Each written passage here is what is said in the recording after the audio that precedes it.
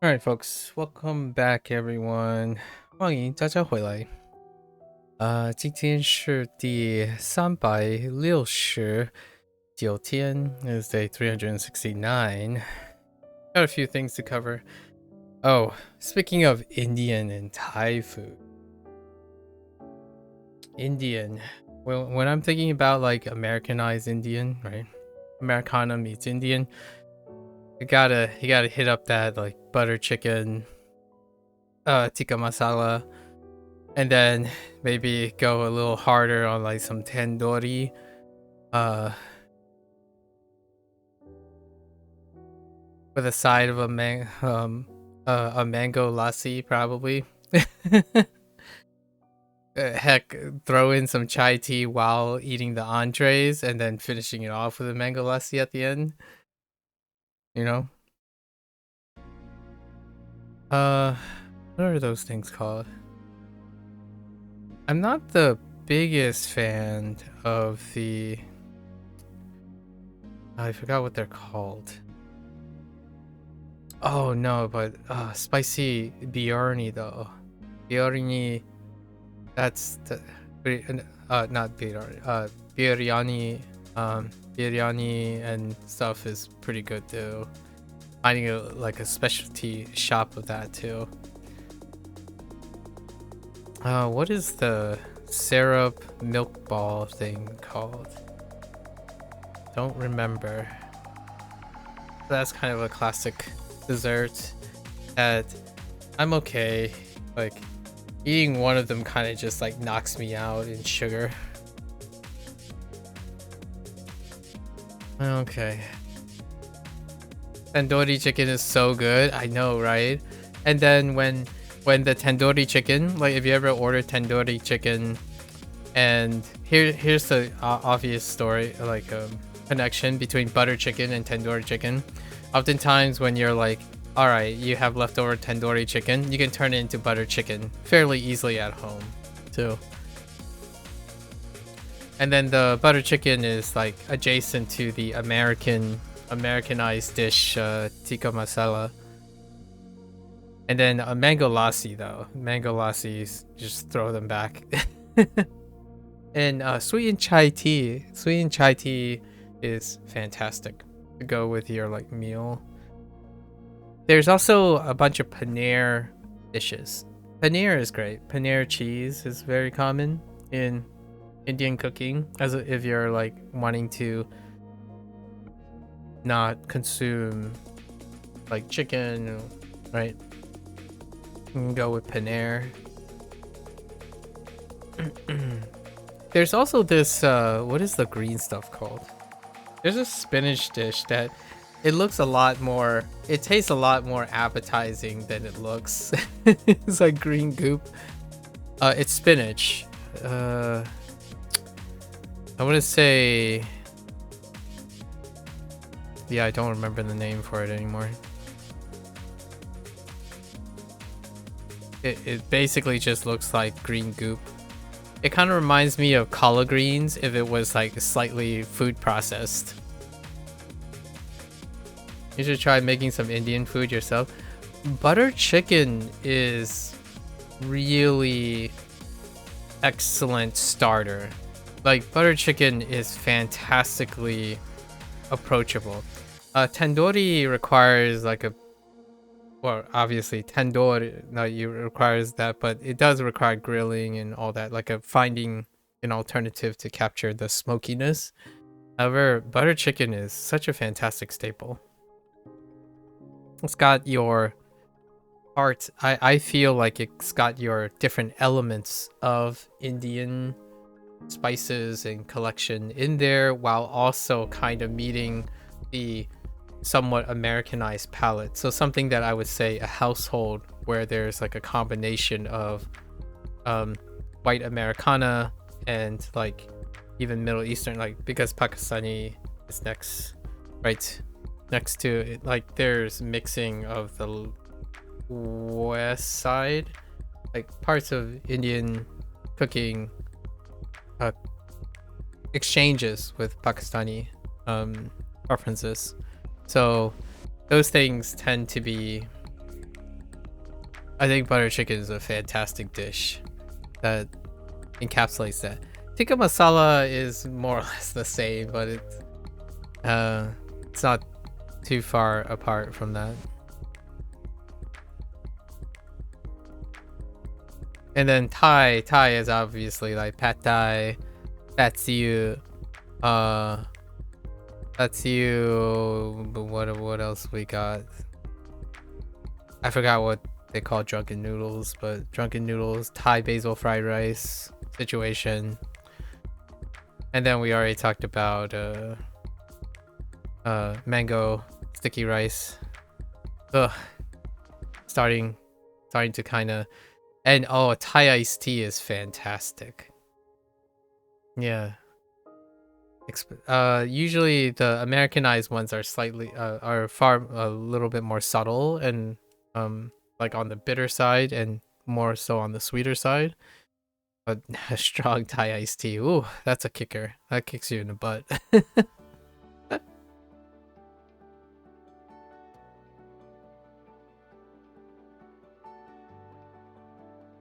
A Thai skewers, yes, true. Forgot about the finger foods. Indeed.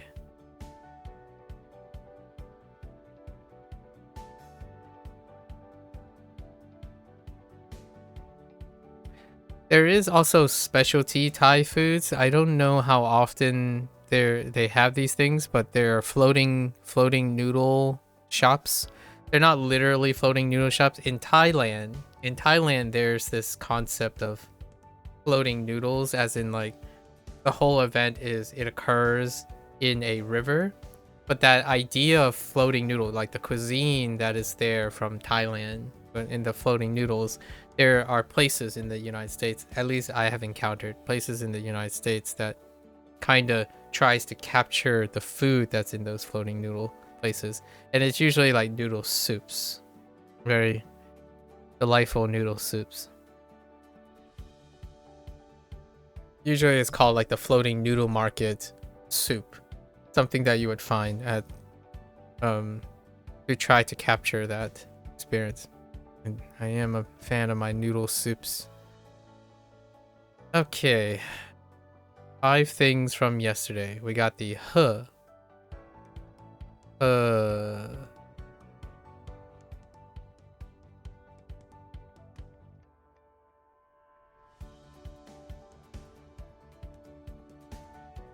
let's congratulate.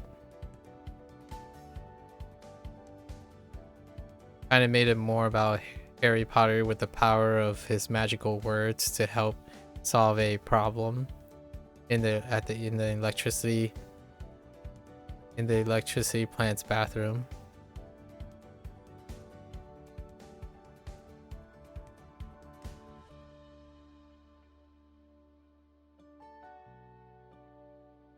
Tiao, which is select.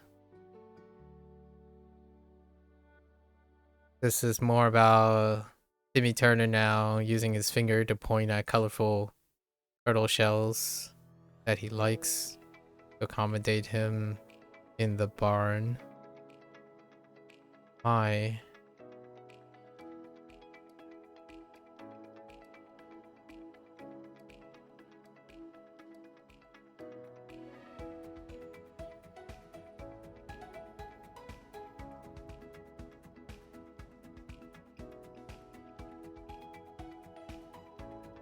My stride. This is more Mario going out in strides to make strides to accommodate the kiddos, fostering a cricket with like a special flower bed or something like that.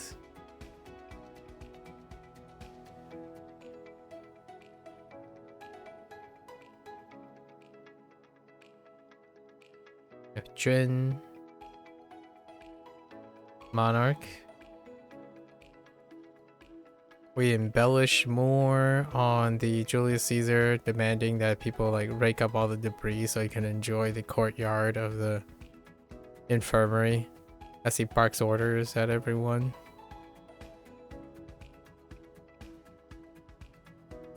You don't think you've had that, but you did have pho before. Oh yeah, Vietnamese, yeah. You actually never had a proper bowl of ramen before either. Oh, it's time for those noodle soups. You got the pho checked off. It's time for ramen. In terms of Chinese, it would be like it's called usually the most classic one would be Sichuan beef noodle soup. So Szechuan beef noodle soup. That would be probably in a Chinatown somewhere. Or even like a hand pulled noodle soup. That would be the Chinese one. And then noodle soups in Indian cooking. That's interesting. I'm not entirely sure. Huh.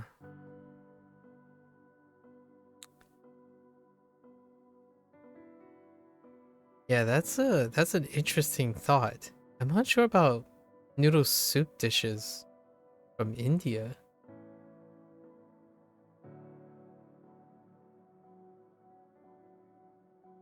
And then we got one last one.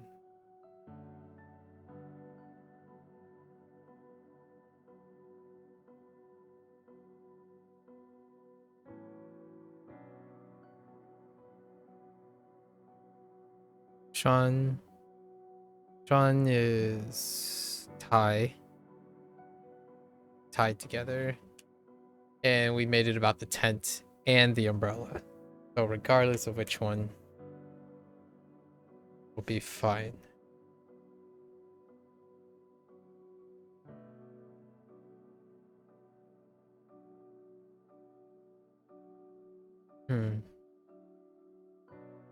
All right, let's get into our lessons. 孝敬 xiao jing. Xiao is the new one. Filial respect, or like filial piety, and jing respect. Oh, to show filial respect, that makes sense.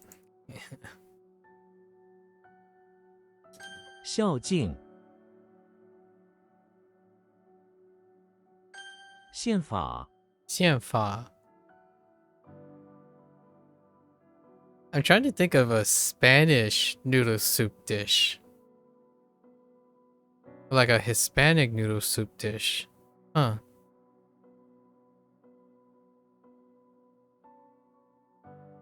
Or Korean one. There is a non-soup dish that I would think about in Korean, japchae. Any form of japchae is awesome. There's also cold noodles. There's various versions of cold noodles. Chinese has a cold noodle. So does Japanese. There's also skimen, a mixing one.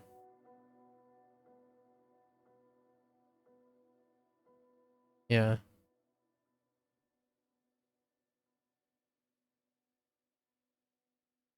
Yeah, I can't think of an Indian noodle dish or a Hispanic noodle dish. Koreans do have noodle dishes, but I'm not entirely sure if I can name a readily available, like, immigrant accessible noodle dish, especially like for like soup noodle dish.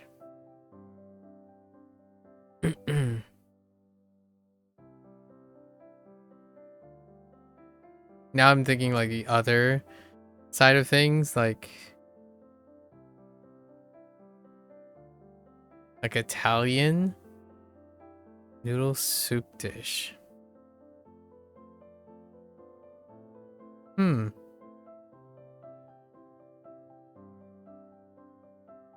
French noodle soup dish.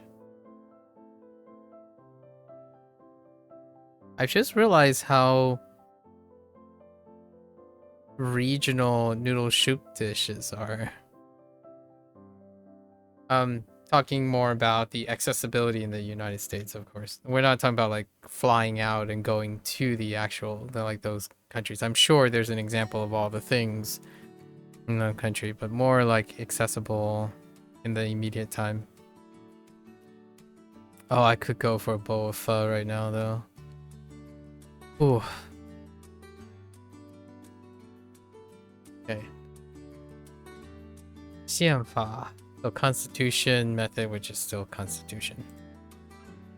You can't think of an Indian noodle dish either? Yeah, I don't think... rice is my... When I think about rice and curries. So curries are what I think about when I think about like soupiness things. So like a green curry, right? A green curry with over rice. Or yeah, oftentimes it's rice. So the soupiest like liquidy thing I can think about is a curry. Indian curry.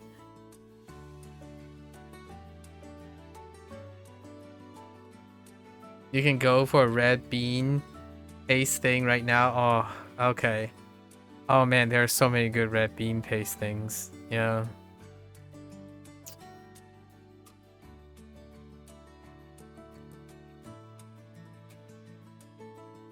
Salivating just thinking about it. 宪法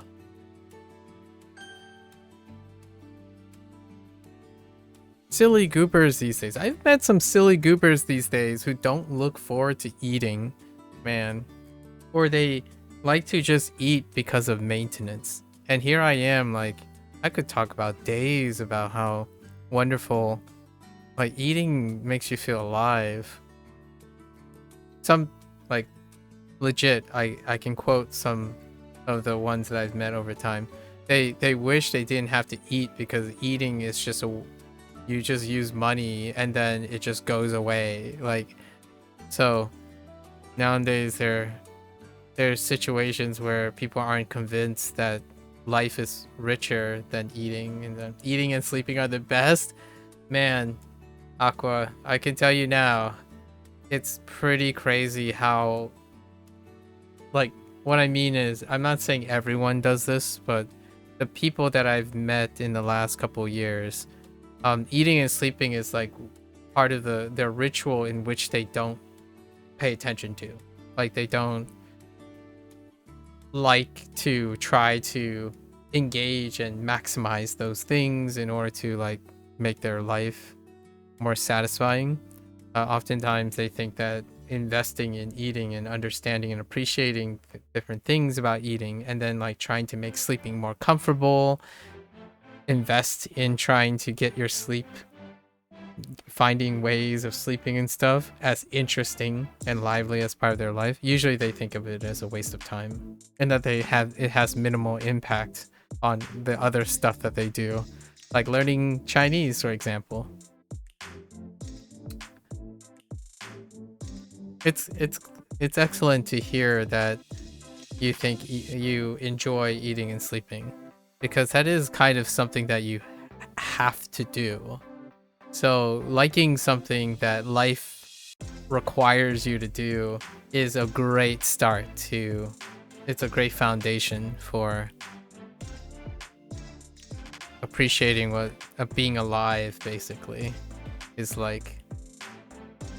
迈进 Outside of the usual stuff like seeing, right? Seeing, hearing. Usually the thing that you would hear is seeing and hearing, which is like, oh, eye candy, CGI and anime and stuff, and then hearing like music and whatnot. Those are the two things that over prioritize eating and sleeping. Not that you can't have all of them. It's just that eating and sleeping is part of your life.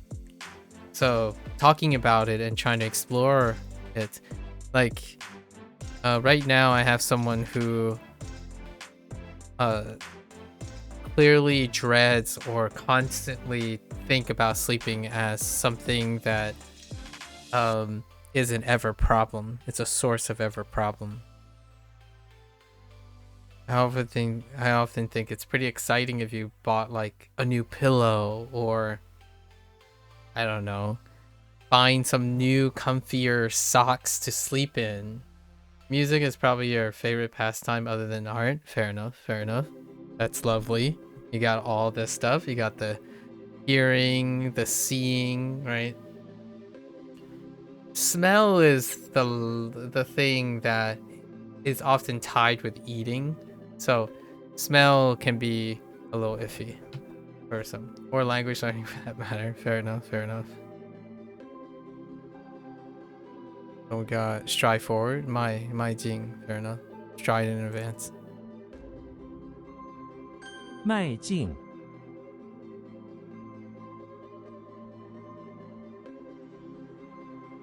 分割，分割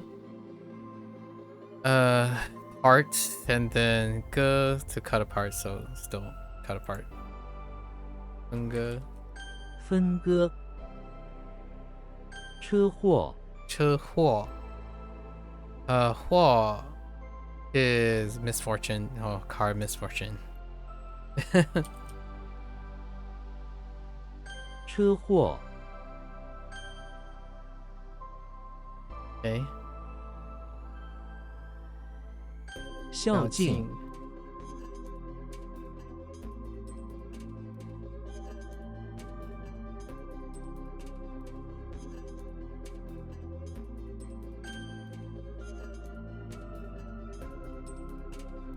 迈进，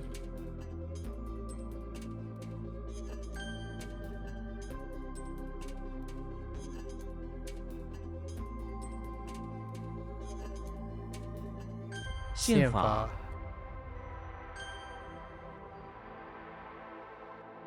车祸，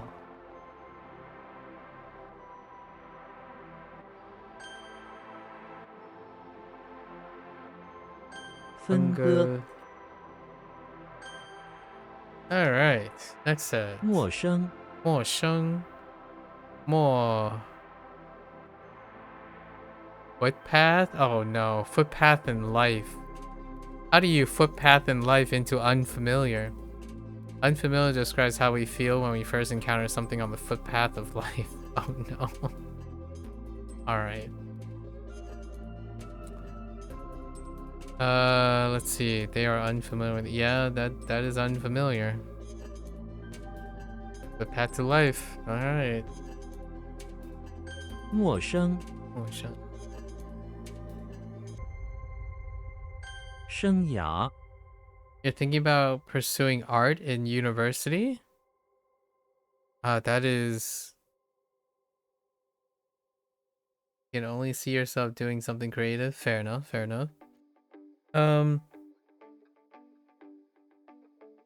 is art the primary thing that you can see yourself doing as a creative work? I thought about creativity too, but not quite. It may vary on what creative, like how you're applying creatively, right?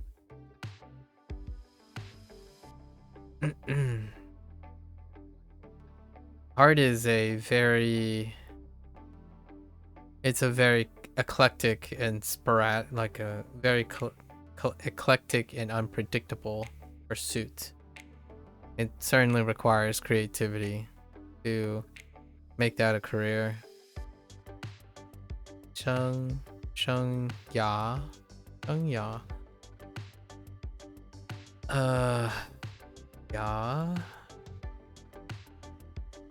would be bank, a life bank.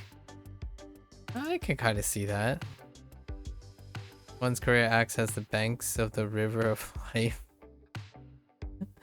Oh boy. All right.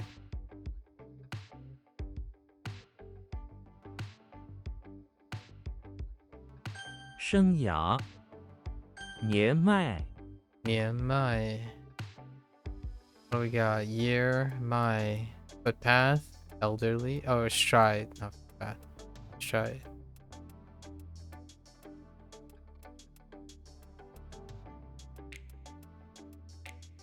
Yeah, I mean, I can kind of see it. Someone is elderly once they have stride over many years, yeah. Or strode. I didn't think stride had a past tense strode. Holy. You can see yourself doing many things. Art, mostly drawing and painting, music, woodworking, and even architecture are interesting. Ah, I see. Well, it's nice to have options. What are those options available to you? Like, are you able to pursue those things in the near future? I suppose. Not particularly good at anything like that, though. Well, it's difficult to know how, right? It's difficult to know how particularly good one can be at most things when they're deciding on doing those things. So perhaps in the future, you will have the opportunity to experience those experiences serendipitously to understand a little bit more about answering the question whether you want to commit to becoming good at those things, right? I think in most cases, like a sheer honesty and realistic thing is when one is young and they're just trying to choose their career path, it's very reasonable and common to think you're not good at anything. Because ultimately, sometimes when people look at other people, we have to remember that you're looking at older versions. You're trying to look as though you're peering through the future of yourself. So like, if I was going to ask my younger self what would I do or what the skill sets I would be good at, it would be none of the things I'm currently doing, because one has to decide if they want to be committed to the process and then become good then. And I'm gonna be really honest here. Usually when someone looks at someone else and think that they're comparing to that someone else and they're good, the person who's doing the thing would likely still often think they're not good enough. So the feeling doesn't go away. And sometimes smiling about your own ambitions and your own humility is really wonderful, right? Like if you're thinking, what's so important about constantly being modest or having self-doubt, it can be a fuel for a lifetime. Like, it is when someone else tell you that you are good at something that you can have affirmation. But oftentimes when you're doing something and you might be good at it, it often, usually for ambitious people or people who are really excited about the thing, they usually don't ever think they're good enough because there's so much more to do. And that kind of makes life really exciting because every day you have an opportunity to do better. You haven't done much research yet. You're mostly trying to practice art on your own. I see. Right now, you really just want to study abroad, so you're focusing on language, you guess? Oh. So you have an opportunity to study abroad? I asked this because I technically did have I did study abroad for a semester. That opportunity was presented. I'm not sure how often people around the United States have opportunity to study abroad in the recent years.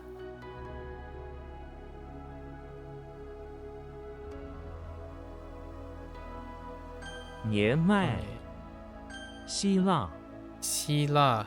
I don't hear Greece in this. This is what happened. Sila. What happened to Sila? Wait. Nope.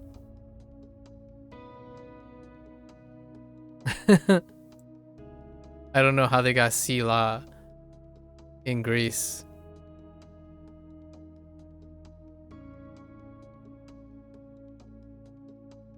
希腊，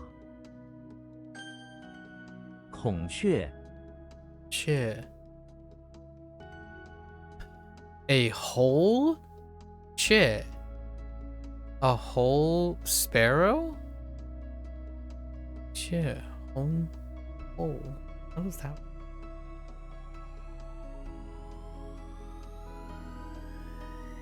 What part of a peacock makes you think of a hole? I can understand the sparrow part. Once you get a job and start saving money, hopefully you'll have an opportunity. But as for now, you're doing what you can to prepare. Fair enough. Fair enough. I see you're thinking about the various steps. Yeah, hopefully your opportunities present itself. I like hearing about how people go through their transition. Their transition to like being independent, and that's kind of where I spend most of my time.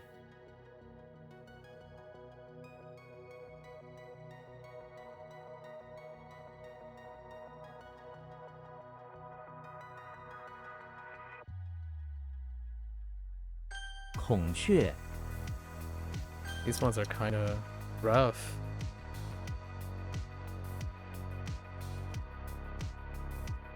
陌生 How did 陌生 work?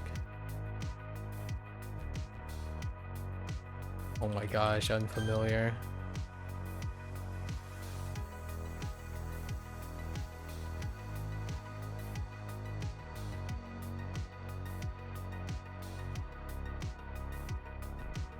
The heck, man.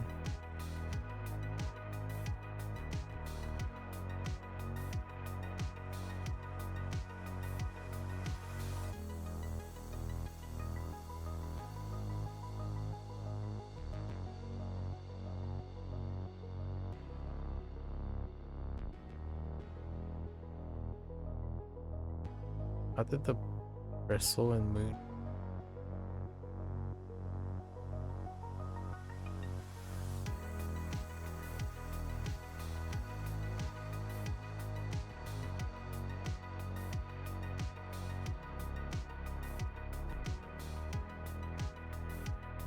Lee. Oh no, it's Sealy. Sealy. Hey, your mate is having a sleepover and told me he would stay up, but is snoring like a I don't know what snore is loud, but that. Do you agree with me that death is final, as I just saw a TikTok about someone dying then being revived, but I reject the notion that they were dead if they could be alive? Thoughts? Quick thoughts if you could fathom that. You're very drunk, but I'm a legend. Protocol. If they could be revived. Oh, if they could be revived. Are you okay? Hopefully everything's fine. A sleepover, huh? How you feeling?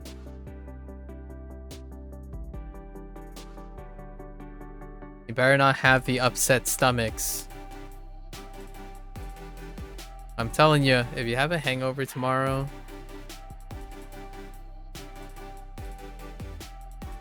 would you say flippin' instead of the F word? Nah. I would say your stomach actually is good right now, finally? Oh, okay. Yeah, I don't know if death is final. A TikTok of someone dying, then being revived.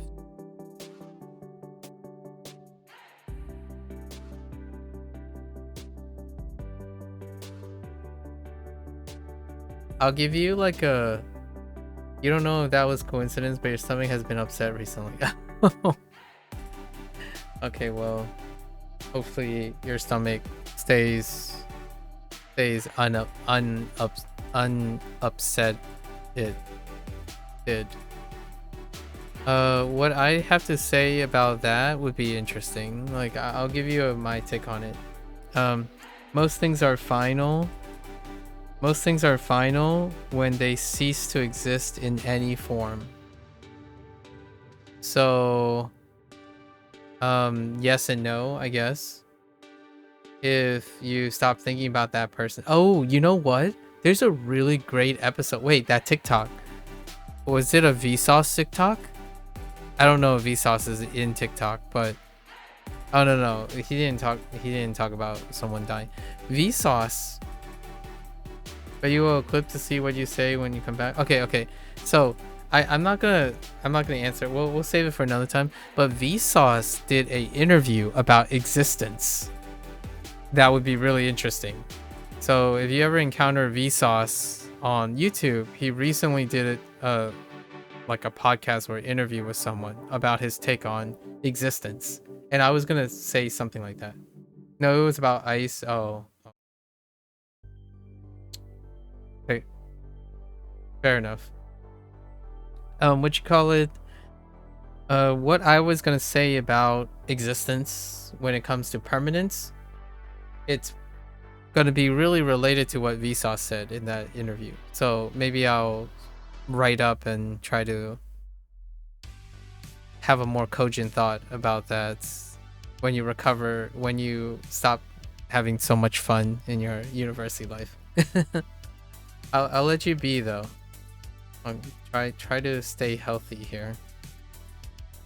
It's getting late, unfortunately. You're gonna go wind down and go to sleep soon. It was nice talking. Yeah, it was nice talking to you too, Aqua. Good luck. You know, take care. Get well soon, right? Get well soon, Aqua.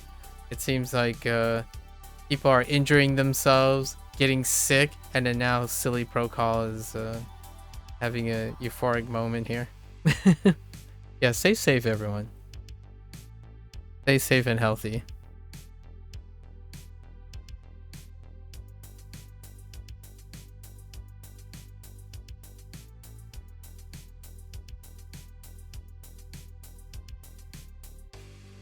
What the Kong what? Yeah. 孔雀，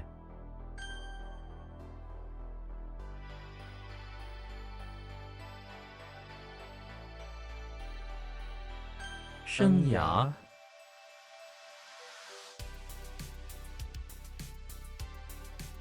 Holy man, some of these are so tough.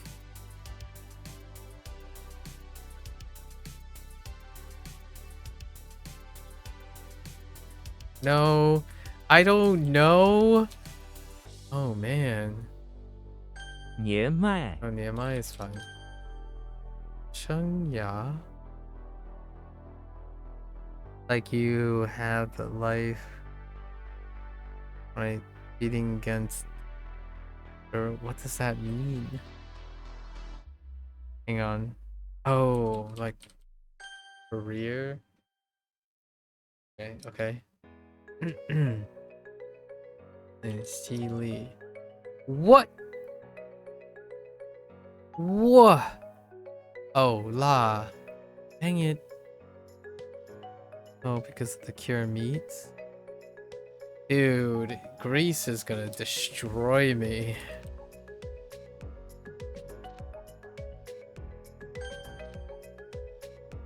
希腊，撒手， Sasha.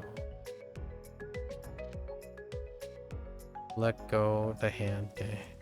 Alright. We're back to something 撒手， that doesn't require 2 layers of 宪兵， argument. Bing. Okay. Constitution troops, so police mix or military police seems pretty reasonable. 宪兵，麻雀， Shit. I don't know about this. Hemp? Why hemp? Maybe there's something about the behavior of sparrows. Hemp. 麻雀，诱， Yo, to entice.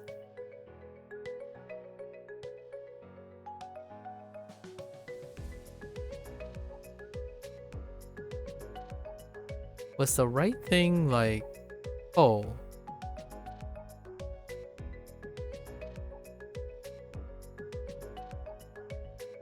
yes. Although there's also xiu.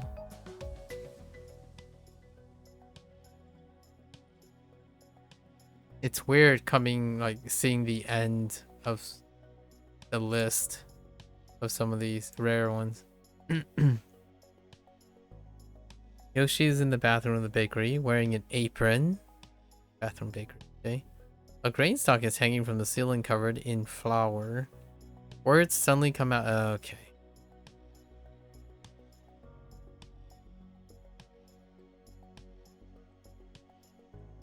Oh, excuse me.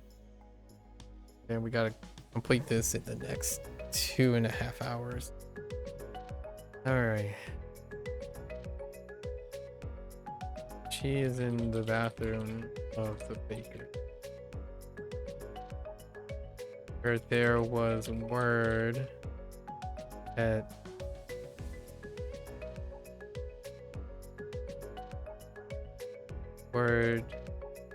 that demanded Yoshi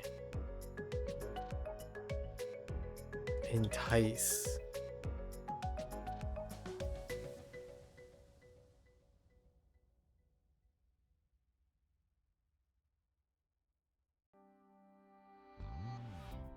Where he found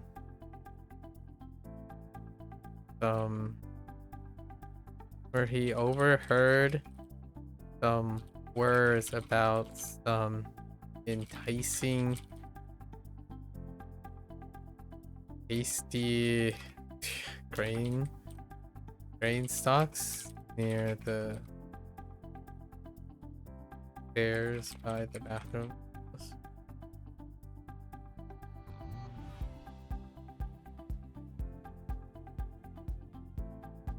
I don't know how I feel about that.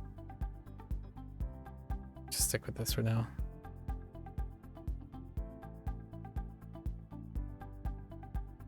Kind of uninspired. 诱人, right? 诱发. Huh. Induce. Bait. Okay. Imagine the right thing has something to do with an object or like a thing. 又年 Nian? Oh, I wasn't expecting it to be kind of like Nian for paste.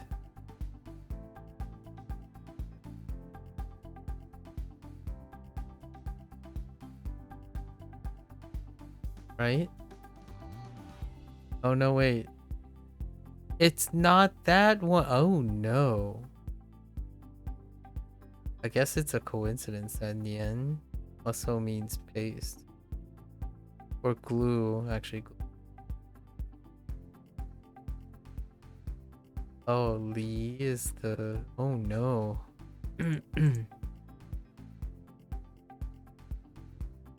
After consideration, you made a good decision not adjusting your comments now. You believe in no good position to allow your wisdom to seep into your mind.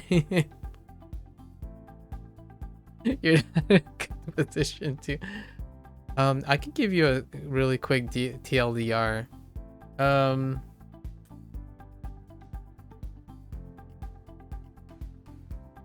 I was gonna take like a Star Trek Deep Space Nine approach. Usually when I think of finalities, I think of like metaphysics, right? Metaphysical.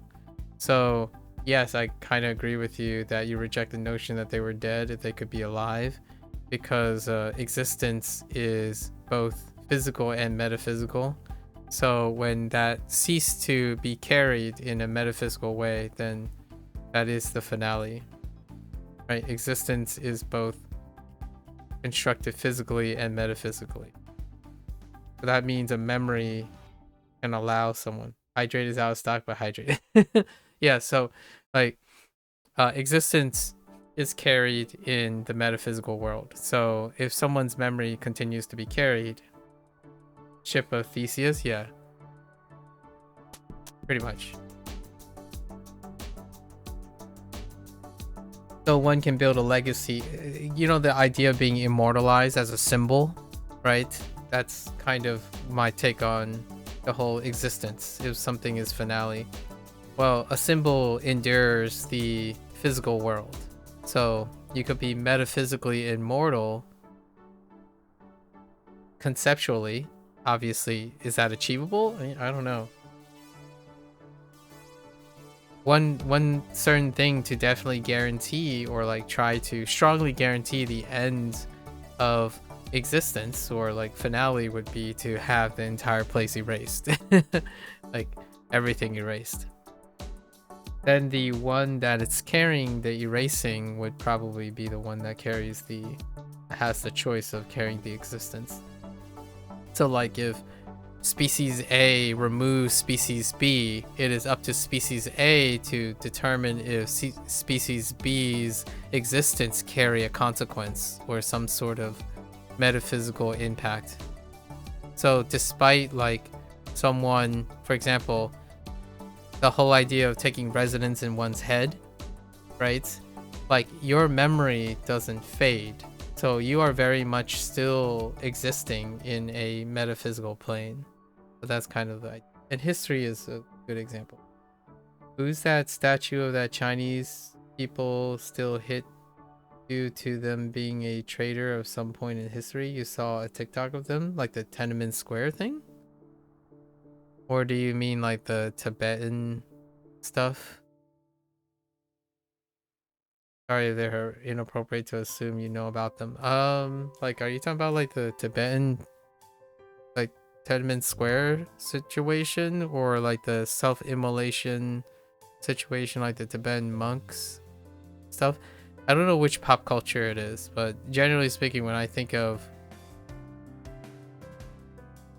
about statues and like potential controversy in like Chinese history, I often think about like the modern like spiritualism disagreement things that I would think of, like scholars and whatnot.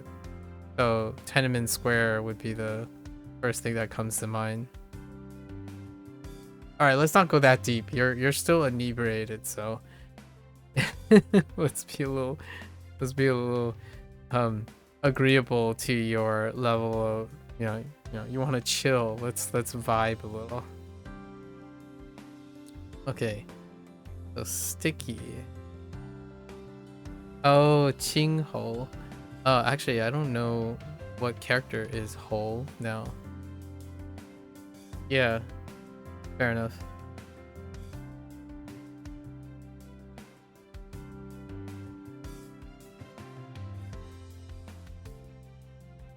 I only another short thing is I talk about the metaphysical because it's an interesting thing, but one can view it objectively. Like death is final for the physical body, so you're more in line to think about it that way. But since the physical body didn't end, then technically it's not final, right?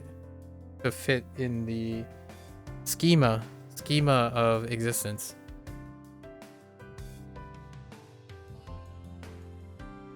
Neo is inside the pawn shop where he is buying a vintage umbrella. He opens it up and finds a fortune inside that says everything will soon become quite sticky. Sure enough, a bunch of sticky grain stock fall from the sky, suddenly sticks to him, and he tries to shake off the sticky grain stock only to fall in a pile of sticky snowflakes. This still reminds me of Nian. What was Nian? I swear. Oh, it's probably fortune. Yeah, Nian. Oh, it has the rice, but it has no grain stock or umbrella. They're kind of the same though, so that's kind of nice. I have to rely on that.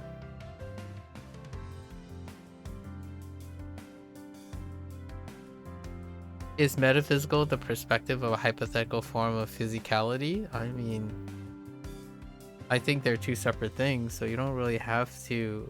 Metaphysical is metaphysical. It doesn't have to be like it doesn't need aspects of physicality.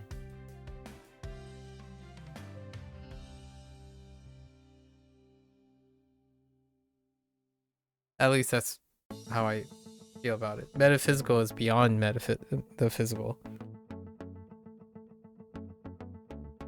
I kind of framed it as a physical thing though. Like memory, is memory a physical thing? Well, if someone has a memory, then they physically have a brain that contains that memory of the person who ceased to exist physically.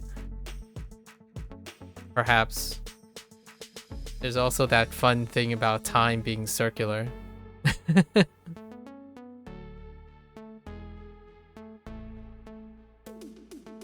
Yeah, you're not going to say anything if it's say anything at work, just keep studying.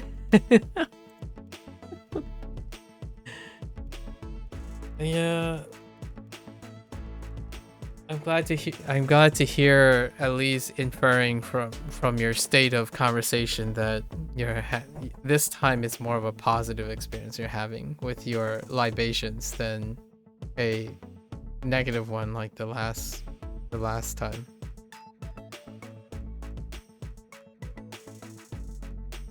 I was gonna ask you to characterize the type of snoring your mate has. Like, is it a every once in a while snoring? You know how like it's loud? Dang. How are you with snoring? I wear earplugs whenever I'm outside. Like, what I mean is when I'm like out and about and I have to like share a dorm, like a resting area, I usually carry like two forms of ear things. So I sleep with like ears. I have found that historically 9 out of 10 times the people that I share like a room with or something, they do snore. And that's not really saying it's not trying to imply or infer that snoring is like a normalized thing, and it's also not implying snoring tends to be related to health concerns as well.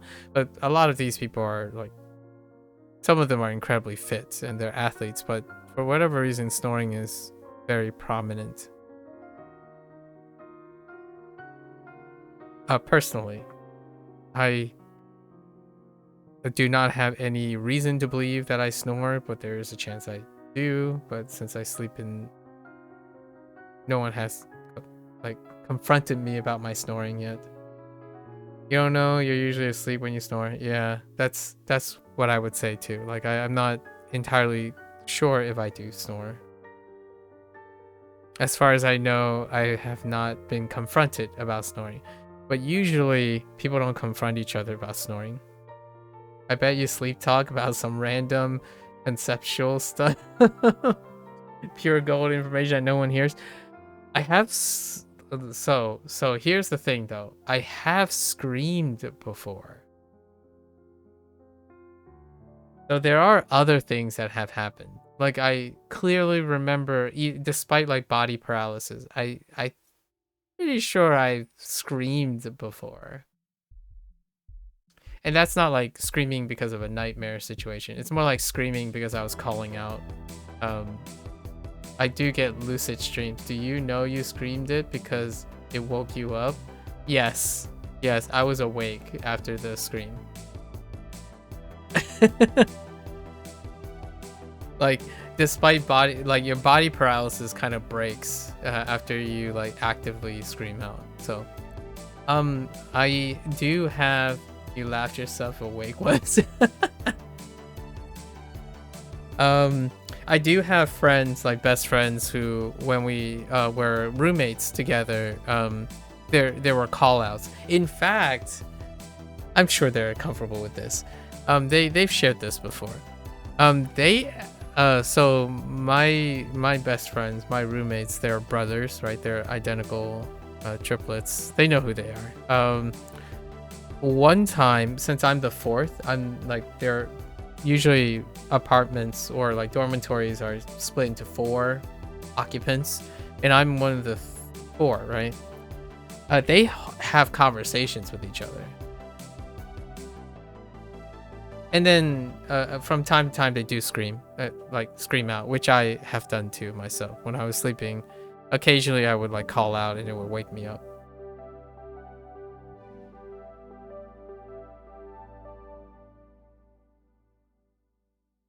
That's not how that works, Roko, you silly goose.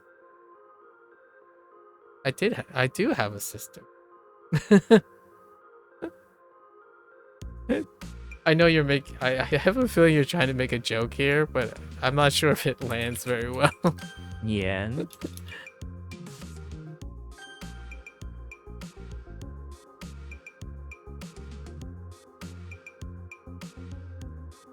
Yeah, so in college, we had in college I witnessed like that people can have conversations with each other while they're asleep. I'm not sure if it's an extraordinary case because of having brothers as roommates, right? Like very closely experienced brothers. So, but I did witness conversations. And I was lucid, as in like I wasn't sleeping yet. So they were having conversations in the middle of the night when when I was awake. So I'm not like sleep and then jostled awake. I was literally awake. Yeah, I had roommates that were brothers. Yes, yes. I don't have I only have a sister. I don't have actual brothers. I often consider them like brothers. Nevertheless, they were brothers. The three of them were brothers. And they've had conversations in the middle of the night. While asleep. I can confirm that because I was awake. Like, I was still awake. Oftentimes, like, they would sleep. When I was younger, I don't sleep very well. So I tend to, like, be awake in various times during the evening, like during the sleep cycle. I can witness these.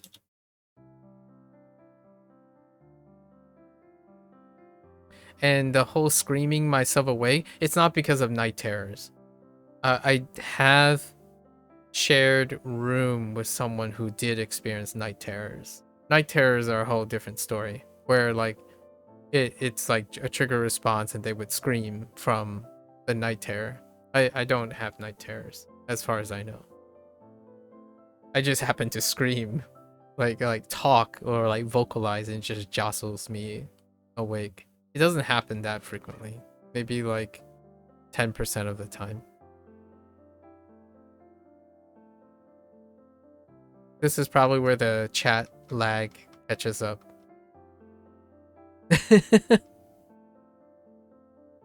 I just saw your question about do I ever have night terrors, but I already said I didn't, so I have a feeling this is more like the chat lag happening. Yeah, I don't have night terrors.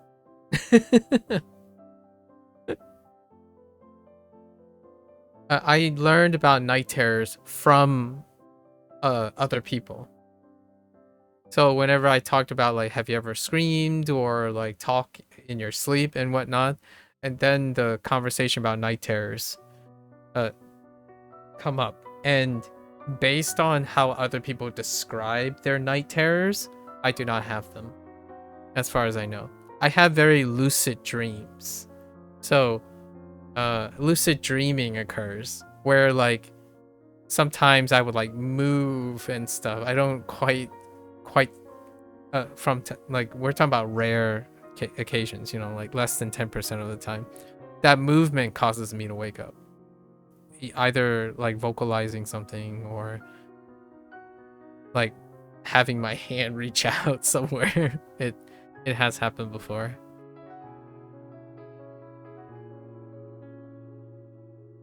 All right, we gotta spread the.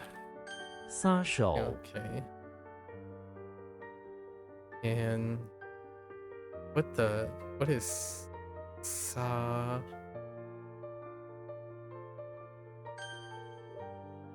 Okay. 右年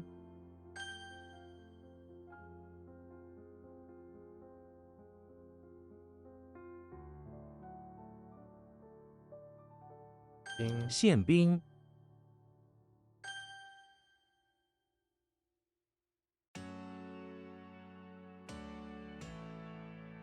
What the...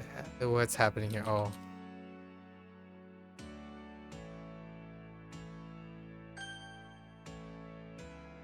Machu. Alright. Guan. One.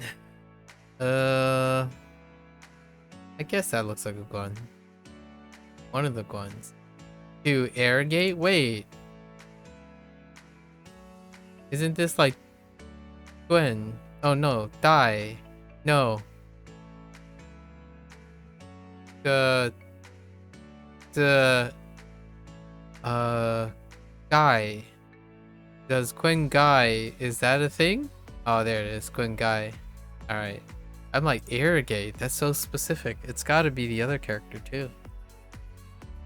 Goofy is in the bathroom of the pawn shop when a stork suddenly comes in and asks Goofy to irrigate water from the sink into its mouth. Goofy obliges, irrigating water into the stork with a weird secondhand rusty pipe as the excess water sprays all over the dirty pawn shop bathroom's tile floor. What the heck? I think I have a more fun. I think I have a funnier. Sounds a bit freaky. I think I have a more down, goofier thing. Okay, the bathroom of the pawn shop, where he encounters a stork, right? The let's just say the pawn shop stork. The stork needed some water, or is thirsty, or you know, is thirsty, and his job is to like, where he, let's say, is in charge of taking care of the pawn shop stork. The stork is thirsty, so in his infinite wisdom as a doggo, he attempted to irrigate water by sucking up water in his mouth and then spraying it into the stork's mouth.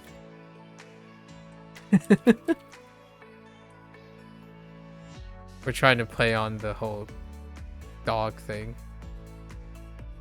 One guy. One shu. Transport. Instill. Irrigate and transport. Huh. Guan. Heng. Kun. Do you look like Kun? Yeah, the turntable kind of makes it like, and the other Kun is mouth, right? Yeah. It's either gonna be Kung or Kun. I guess there's Hung. Alright, so now we have a pit. Kermit is in front of the English manor at the bottom of a pit where he has been tossed in by the butler since he was trespassing. They keep on tossing soil down into the pit to try to bury him alive for his crimes. Kermit plays some music on the turntable trying to find some enjoyment in life before he's buried alive. What the? How the? Okay. Alright. Kermit the Frog is usually, we have positive things. So, Kermit the Frog is English major. English is in front of the English manor. Where he is trying to help the rich kids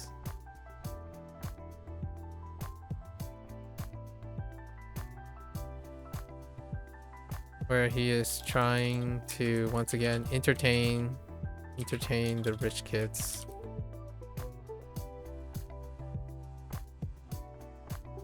The kids are trying to dig up soil and create a pit by ruining the immaculate lawn, while Kermit pulls out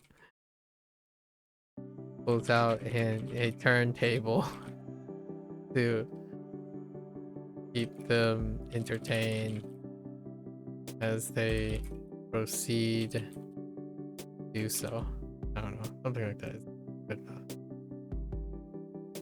Like the other kun, Shay kun, a puddle, as opposed to like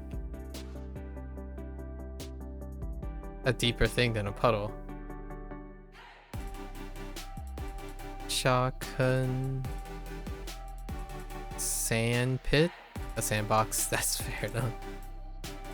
It's a lot shallower. 坑 霸 Ah, a tyrant. Is there any part of this looks like Ba? I can kind of see target in here. Ba, right here. I don't see anything else that would resemble a Ba. Bart Simpson is in a bathroom in the auditorium where he has established himself as a tyrant, apt over the various bathroom goers and bathroom attendants that are there. He has a special moon with okay. Oh no, there's rain as well.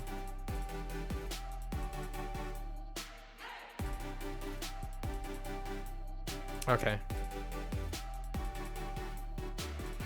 Bart Simpson is in the bathroom of the auditorium, maybe like practicing his role as a tyrant.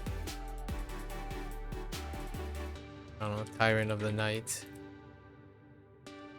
MAKU, you ever run faster than light? What do you mean by you ever run faster than light? How's that even an option?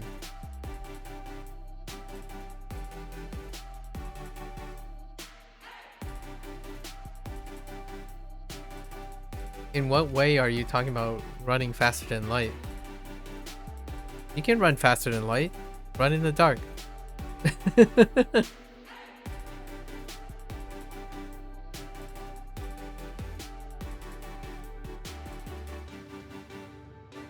You considering it as an option has got you wheezing.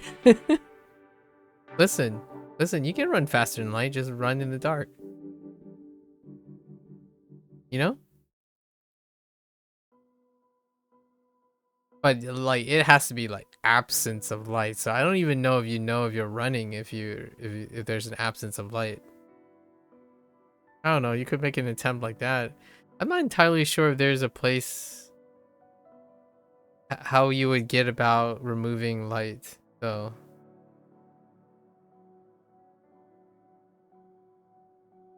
You're just imagining you're running like 100 miles per hour past you in the pitch black. You know, that would be kind of that would be okay, hold up.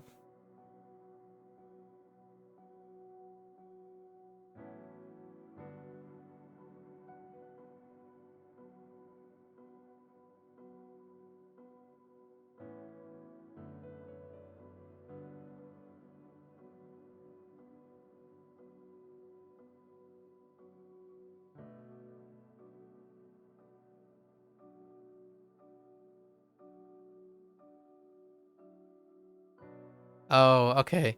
So conceptually, yes, there could be an absence of light, but technically, infrared and quantum fluctuations still exist. So, like, what isn't in the visible electromagnetic spectrum, right? The visible electromagnetic spectrum, that doesn't mean that it's darkness. It's only not visible to the eye, right? So, the concept that I'm talking about wouldn't wouldn't remove photons, for example. Or I guess if you want to define light as photons, I don't know about that. We would have to ask what is that guy's name? Cox? We would have to ask Cox about his concept of running faster than light. Like in a very specific strategic situation. Because technically an absence of light means you would be moving faster than light.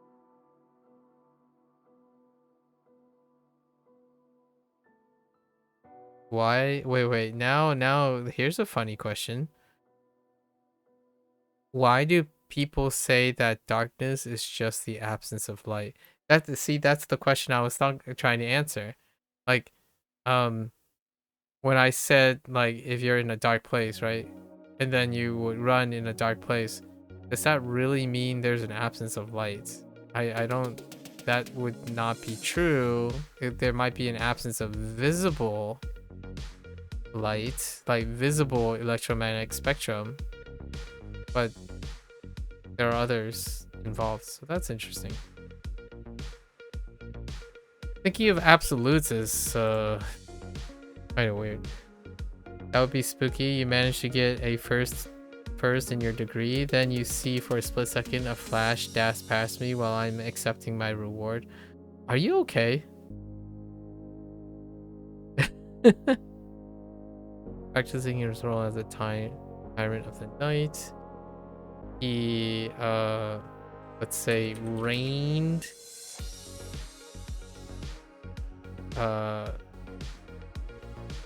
leather rained snaps and orders from his leather whip, from his stage prop. I guess from his prop.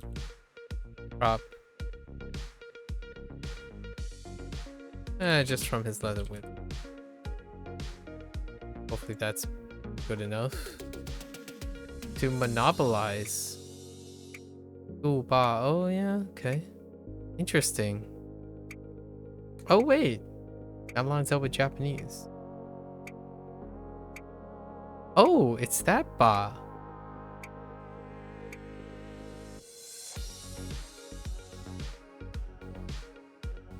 Are these the characters?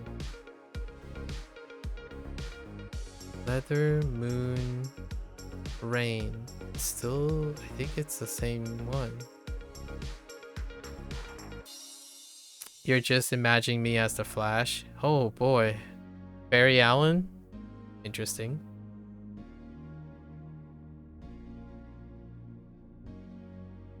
Chi ba wan can.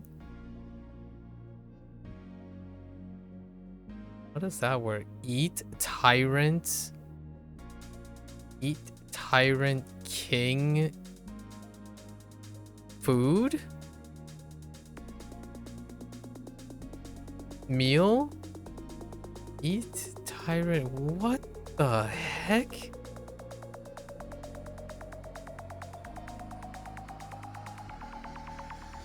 We're getting into some sticky situations now. Ba. I don't know how this stuff is going anymore.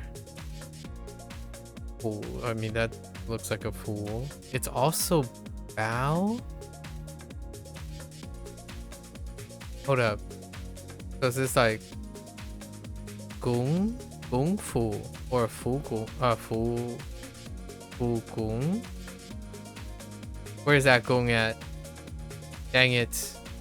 You're just bowing something.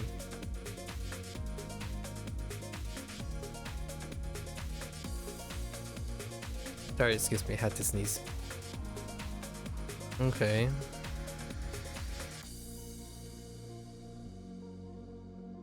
So it's just like bowing one's head or bowing down. Now, why would that be? Oh, to look down at.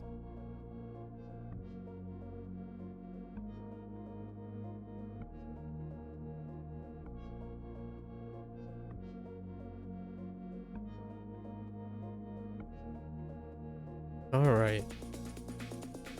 So let's look at this. We have Frankenstein is in the basement of the house, set up in his shack, sure, which is a government office for monsters. That is the same mnemonic for a fool. The right hand side of this. Slenderman comes in with some affairs that need addressed, but cannot afford payment. He bows before Frankenstein in front of the shack, hoping this is sufficient payment. It's not. That's good enough for me. 辅 义 Yi. Resolute. Not much of Yi here. We have Dui and Shi, possibly. If anything. Okay. Yoshi's in the bathroom of the house where he is trapped by a huge pig standing guard at the bathroom door. He now is resolute that he is ready to defeat the pig and escape the bathroom. He pops out an egg and resolutely throws it as a missile at the pig guard, knocking him out. He struts out of the bathroom with resolute swagger. Okay with that. Kind of a little aggressive though. 义 Alright. 冠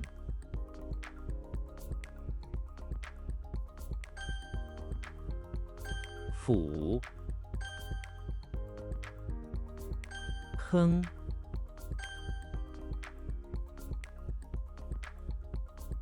义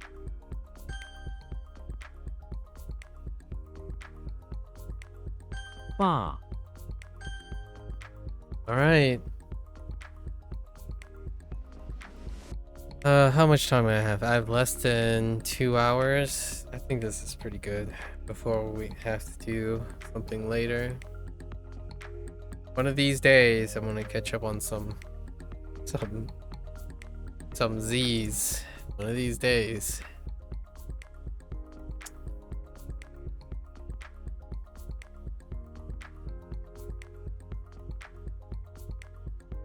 剁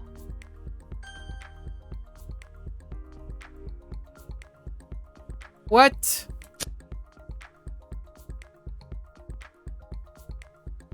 Oh, that is not that. 盐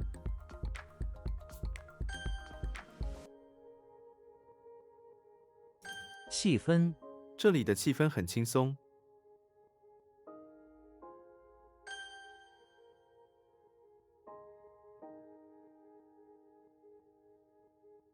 闺女 他的闺女今年7岁了。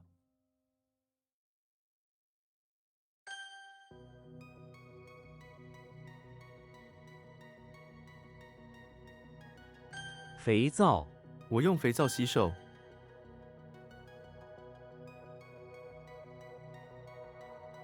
请柬 他亲手做了请柬。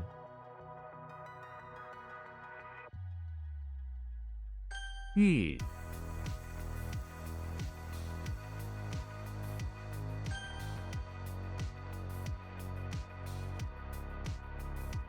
What? Oh, that's a butterfly.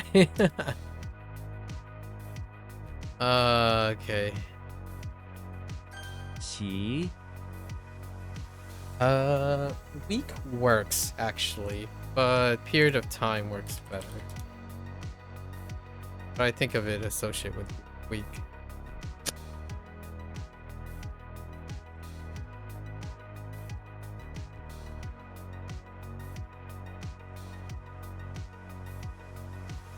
"打盹 旅途中他经常打盹。 What the? Oh. 火箭 他向敌人射出一枚火箭。 What the? Is that a rocket? I mean, missile and rocket.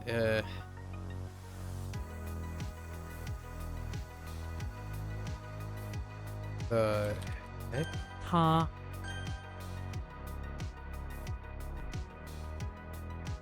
洗涤 手工洗涤比机器洗涤更费力。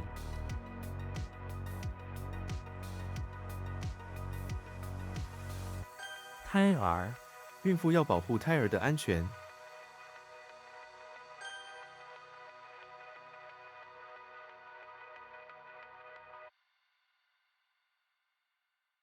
That help. I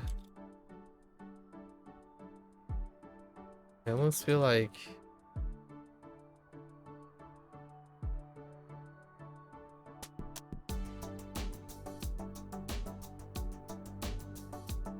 恶棍，警察抓住了那个恶棍。 a thud. Thug. I meant to type thug. 欧，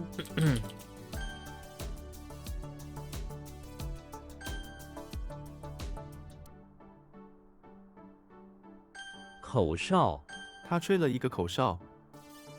So far, so alright. And it's gone. 报，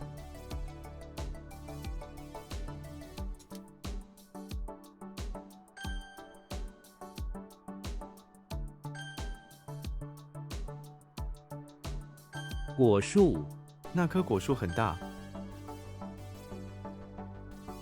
丝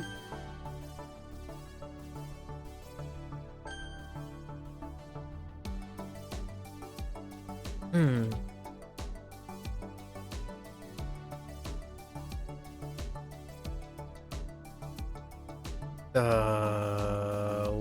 What?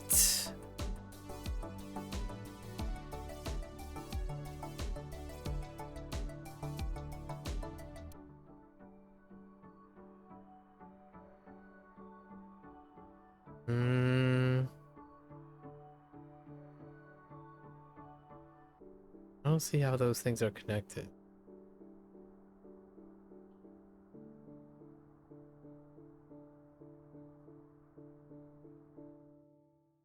Does that make sense together?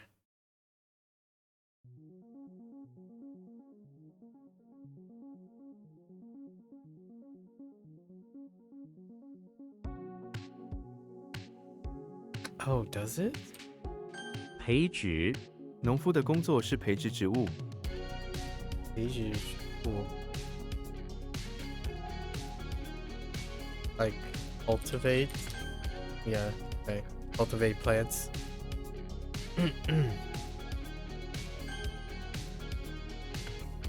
剑，催，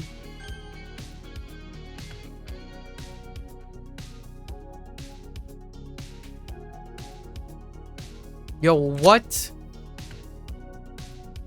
Ah.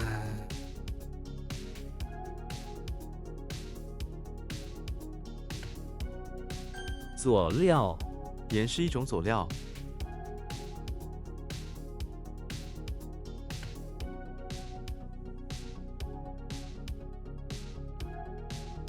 How do you get like extra material like condiments? Yeah, yeah.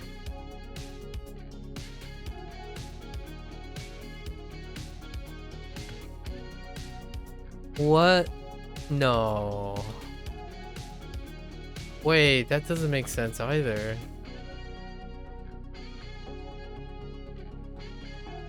But it's the only one I can think of. Oh, no, wait. I know what it is.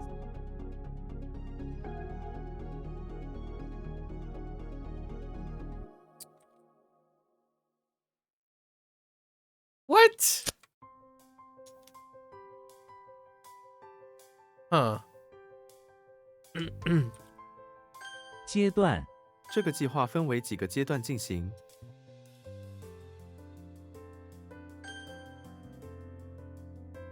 滋，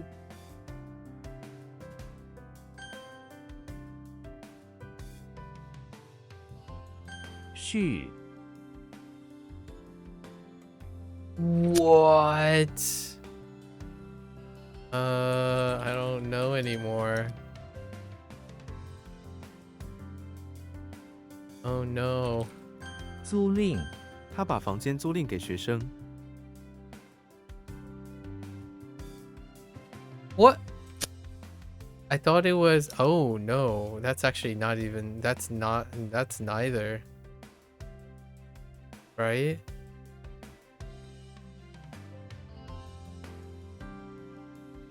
Oh.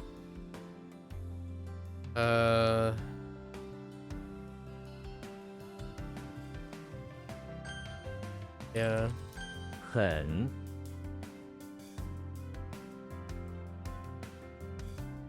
昏迷，病人突然昏迷了。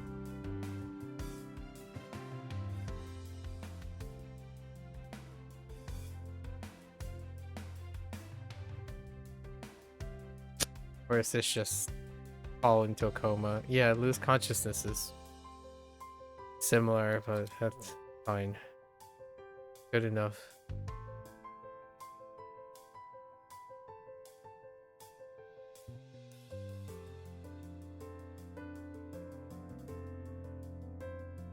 赎金，绑匪设定了赎金的金额。 Oh, that's ransom. Man, ransom is rough. 内涝，大雨过后，这里发生内涝。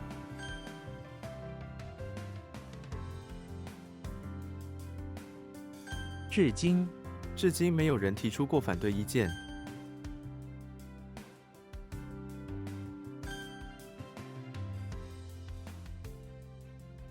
Yo, what? Ugh. Okay, hold up, hold up.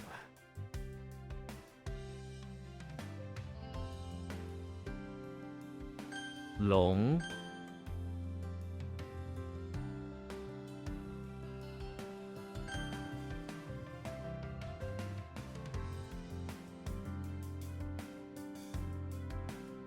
靶场，靶场里有许多安全规定。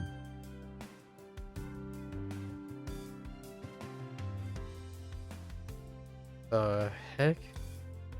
芭蕾，我姐姐是一个芭蕾舞者。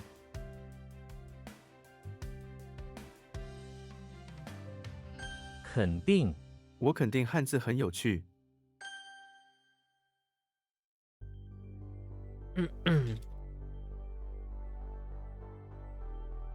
Oh no. That's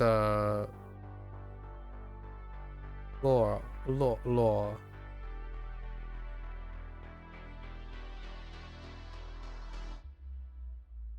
冬眠，一些蛇也会冬眠。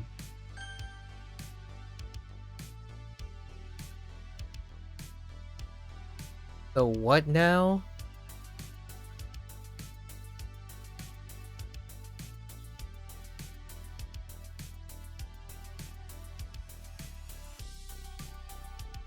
Oh my gosh, G. 肌肉，他的肌肉很发达。 泳，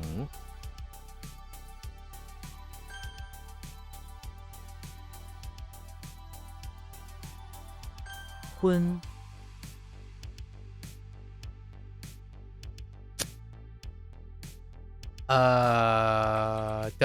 Dusk's not done.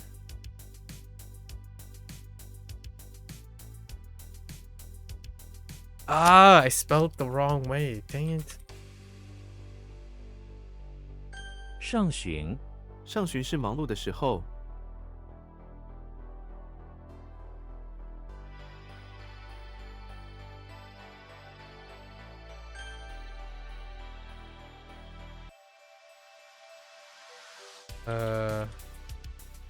修理，我的车需要修理。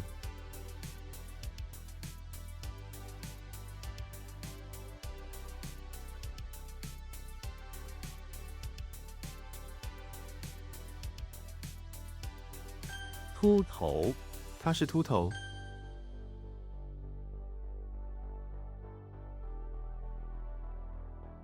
半裸，在沙滩上，很多人都半裸玩耍。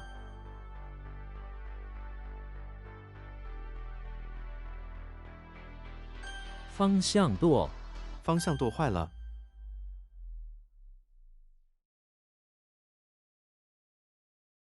捐献，捐献是一种帮助别人的方法。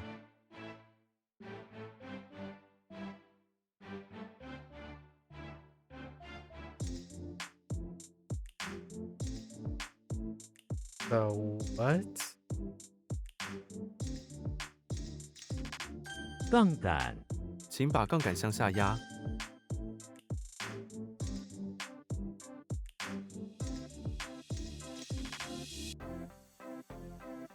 焊，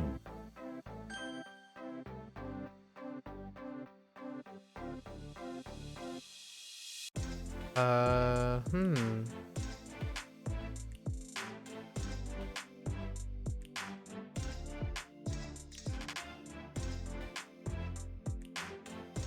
Oh no. Hmm.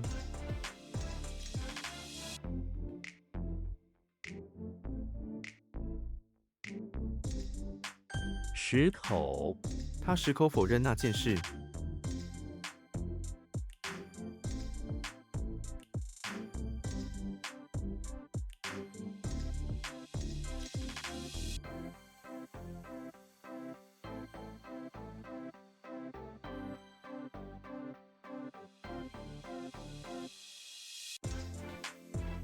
I really thought this was sympathetic. Oh, okay. Yeah.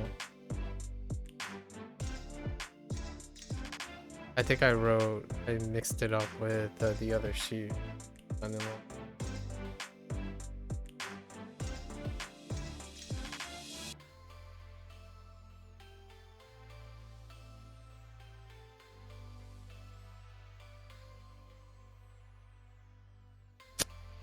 Oh. Oh no, I totally messed that up so bad. What am I doing?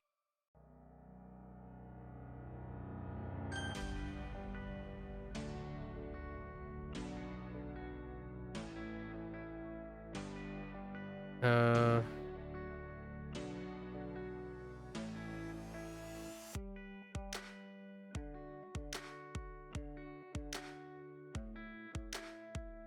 Dang it.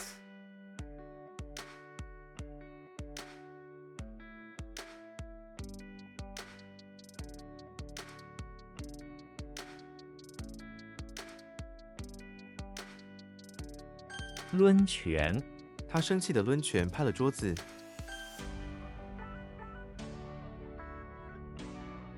We're about a third the way there.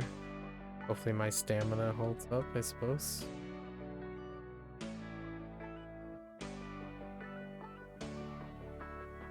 令出，他另出了一间房子。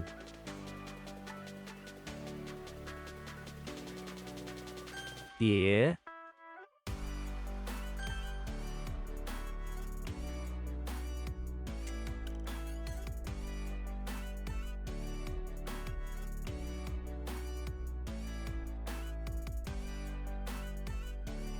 What happened here?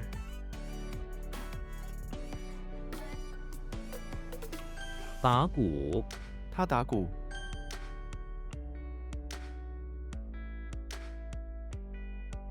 What? Oh no, that's measuring.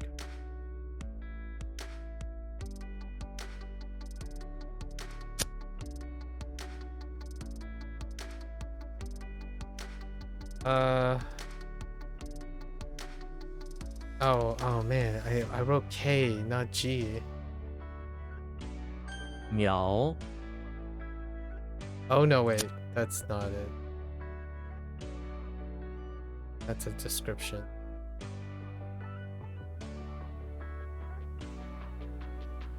Ah! Wait. Oh, wait. Oh no, that's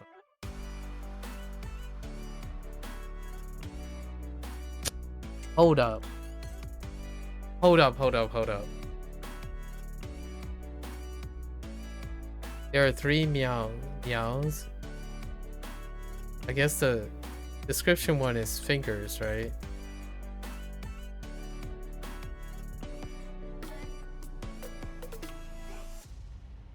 This one should be aim. Although aim is kind of getting lost. Oh, he was targeting. Okay.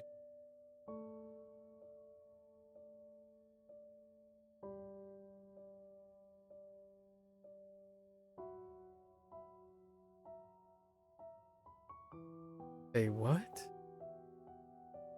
Something makes me want to type like, no.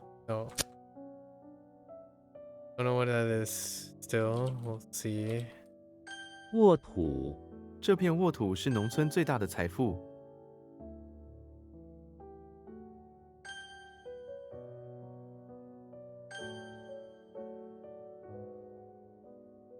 香港、我想去香港旅游。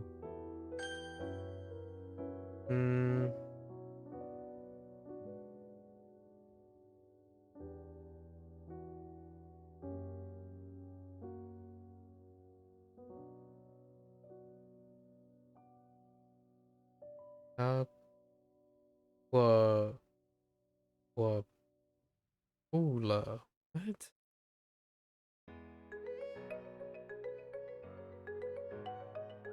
我不了觉。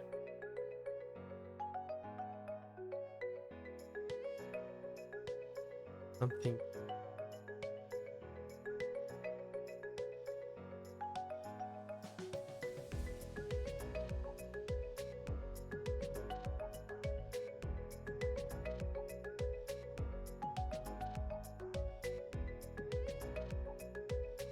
Moon and weapon.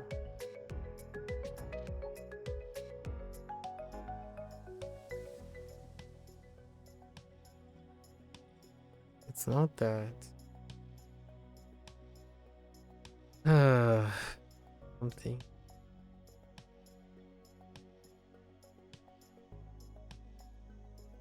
Ye.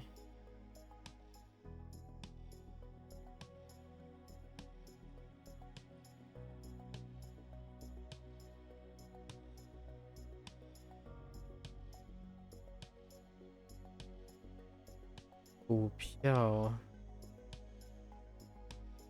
We're gonna have to do size. Oh my gosh. Gonna have to work on that. How do we make it about his eye? That moon rocket hitting him in the thighs is not good enough. Thighs is not actually in the character.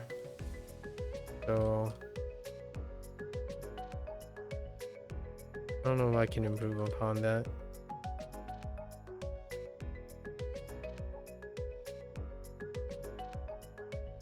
河、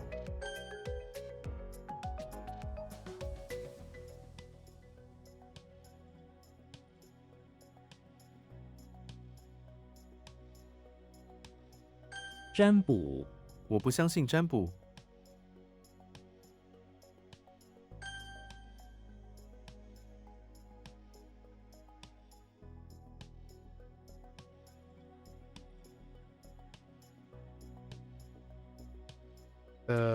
What?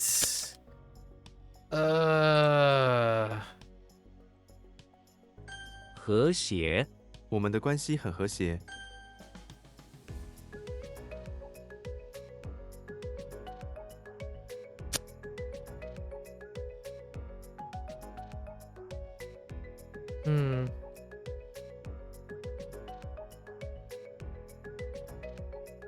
中学、他是一位中学老师。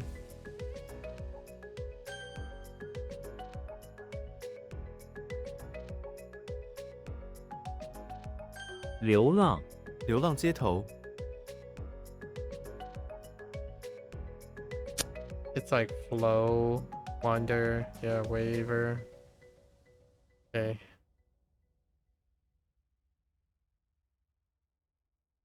Going with the flow, basically. "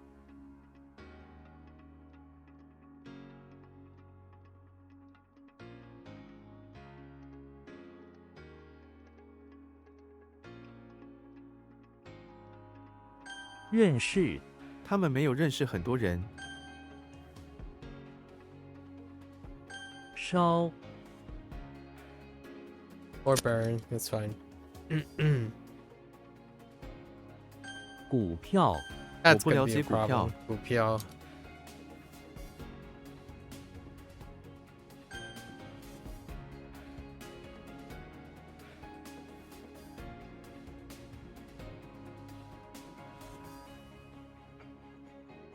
Oh, what? 轰趴，有些人在轰趴上吸毒。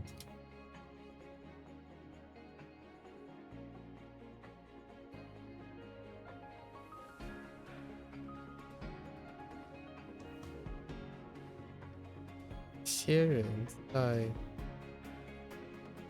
轰趴像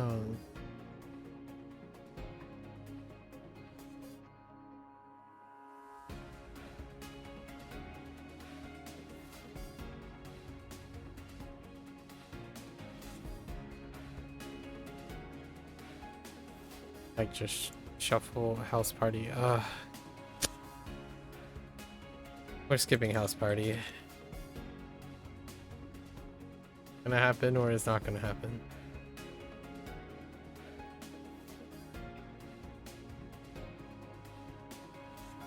鸡，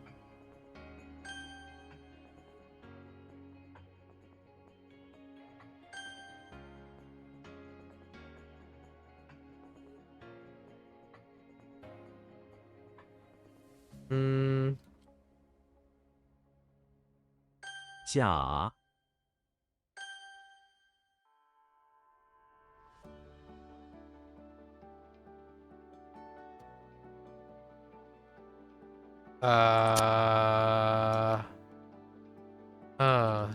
慢慢，慢慢来，嗯，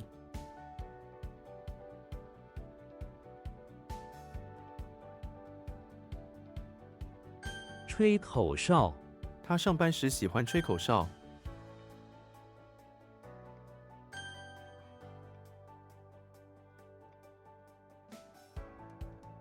宁静，这是一个宁静的小镇。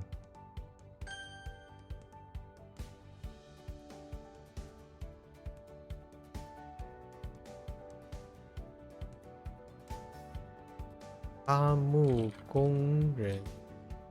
伐木工人，这名伐木工人已经工作10年了。丧尸，他因为意外丧失了记忆。斗，尊， What?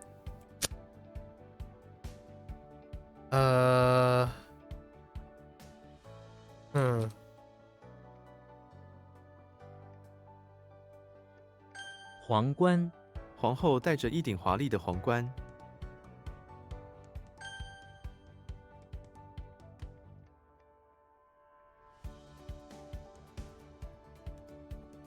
Oh. 兔， Oh, no. It's not that one.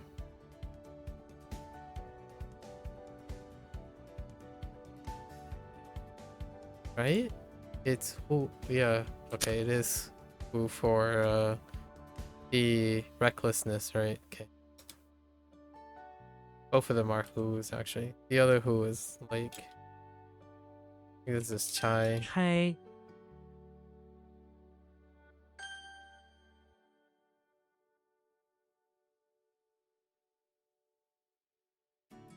沸腾，水已经开始沸腾了。Alright, we're over the halfway point.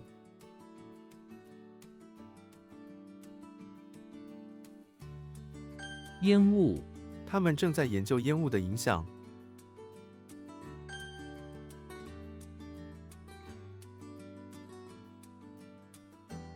拉开，拉开窗帘，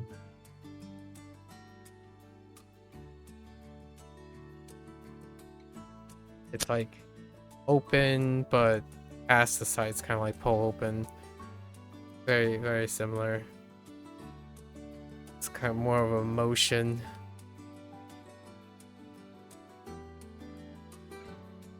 热腾腾，这里热腾腾的。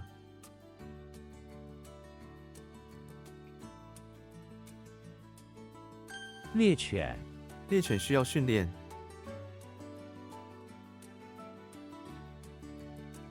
Like open, like pull open. They're Oh, man. Oh, makes me want to flip a table. What in the world?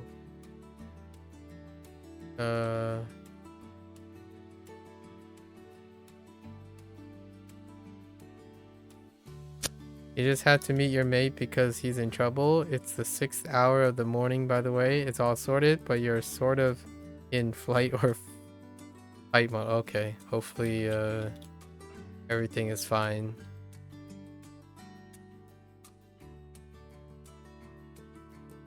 Now, texture.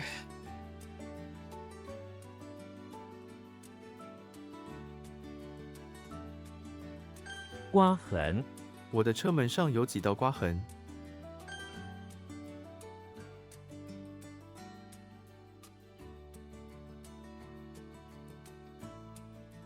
垂直、这堵墙是垂直的，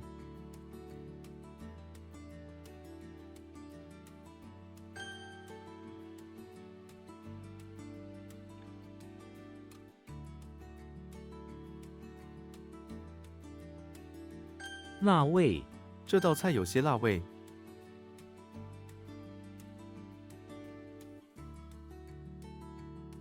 迷 It is 雾、 fine now. 整座校园都陷在迷雾中。 To be fair, if you're gonna go anywhere to calm down, you're sure you will do the job.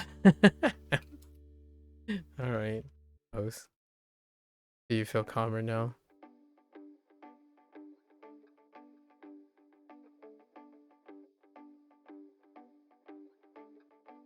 Helping out your friend while incredibly inebriated was quite a thing, though. I'm sure you handled it like a superior British ninja you are.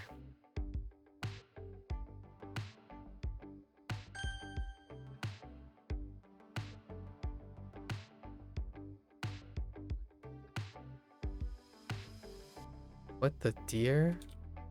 Oh dearie me, that is not deer. 糊、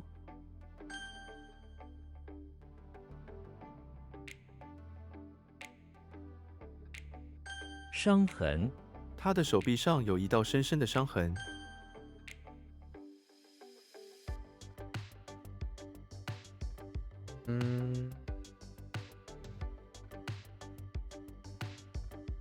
荡、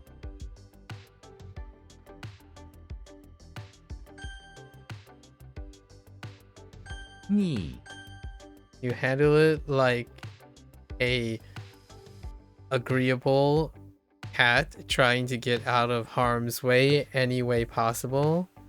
To heck with chivalry, you care about your physical health. I thought I embellished a little there.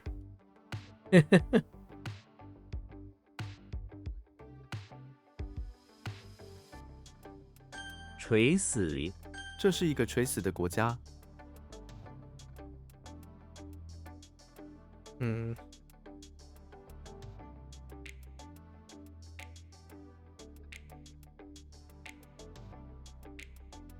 Taking care of the deer.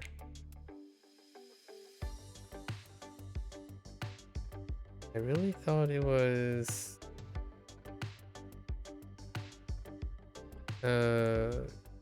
blue. Okay. It's Luke Skywalker. Still got work to do on that one.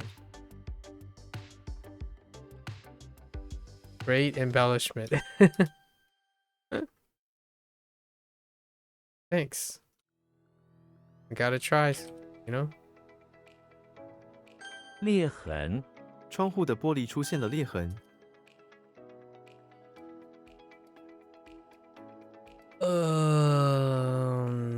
Hold. Heck.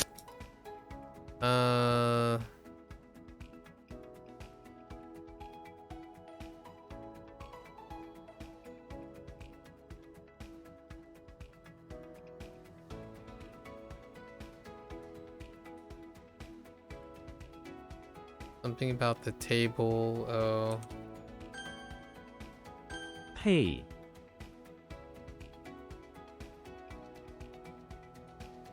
Oh, that's not what I think.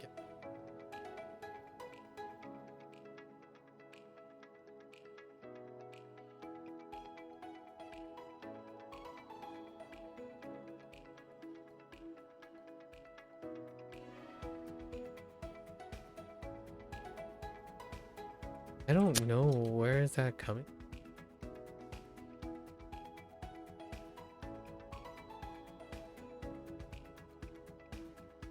Okay. 路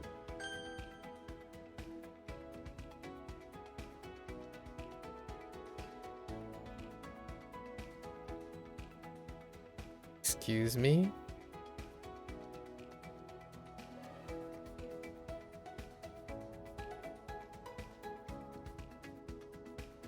What the heck? Oh, wait. 洪水 今年的洪水非常严重，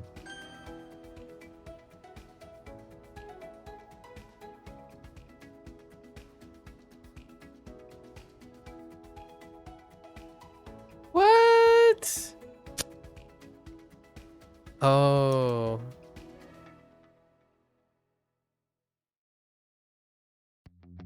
No, not like this.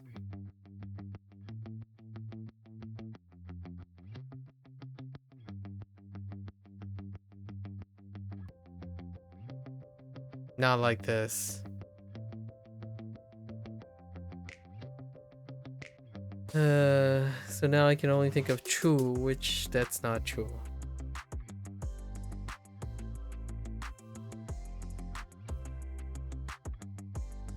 Uh, 续 see.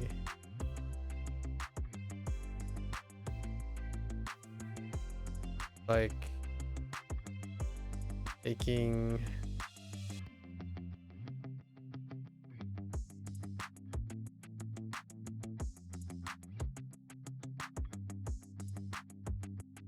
a bit of controlling save up. Okay, it's fine.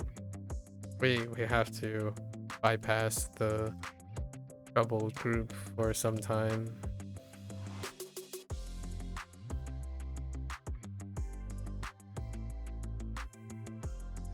All right. 饭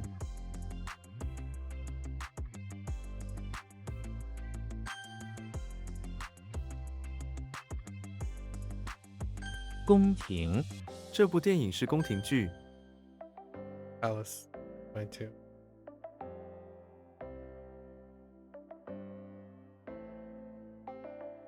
Whoops. Ow.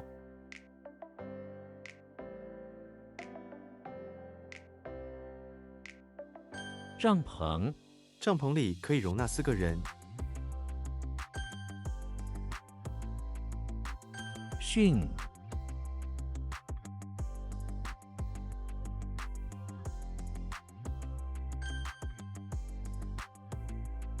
到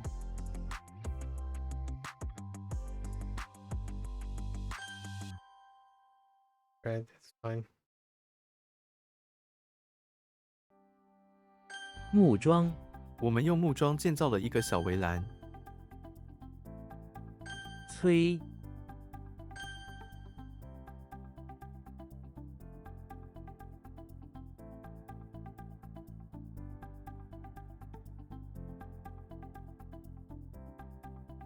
交锋 这是一场激烈的交锋。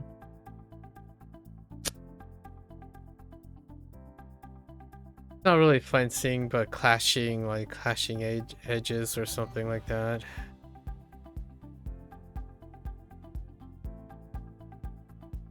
Heck! Not lay, lie.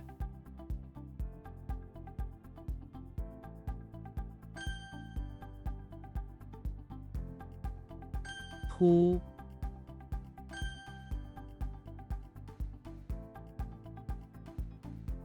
摊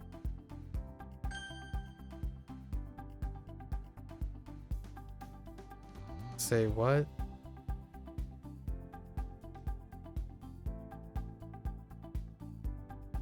This doesn't seem quite right.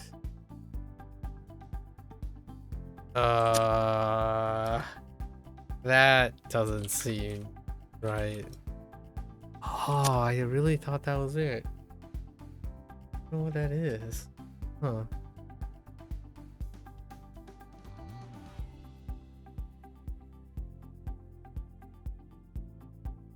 猎人，大多数猎人使用枪支。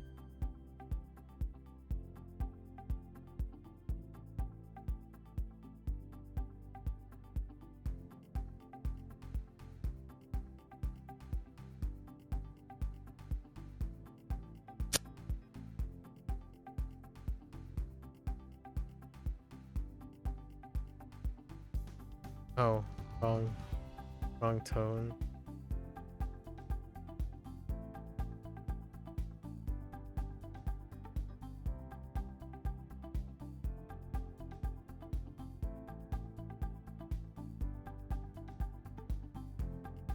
What?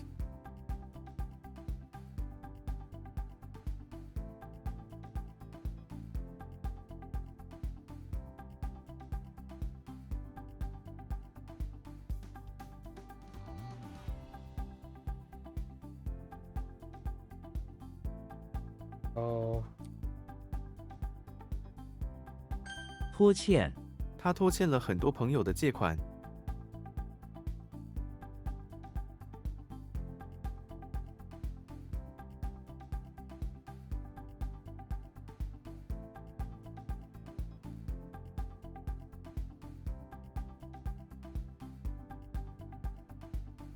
That work, but to be lacking in depth.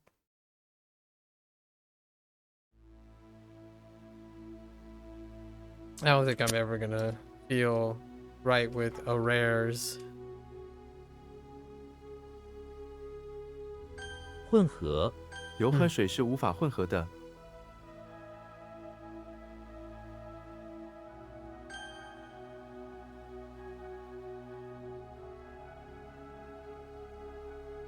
蚊帐，睡觉前记得把蚊帐拉下。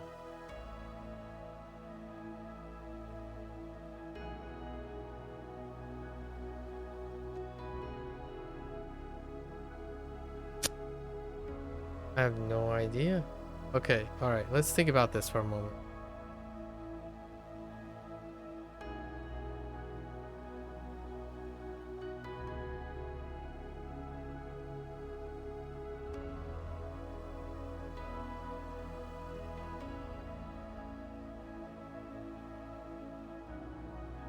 Oh, 傻笑，孩子们在角落傻笑。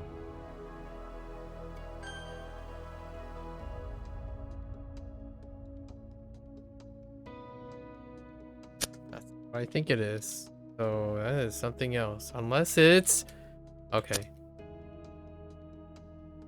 I'm gonna have to think about that one. Dang it. 头衔，你的头衔听起来很厉害。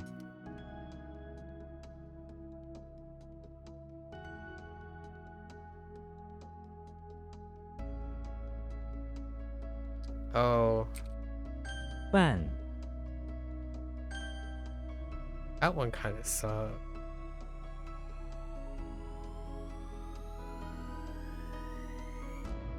What is that one? Oh, is it? Oh no. "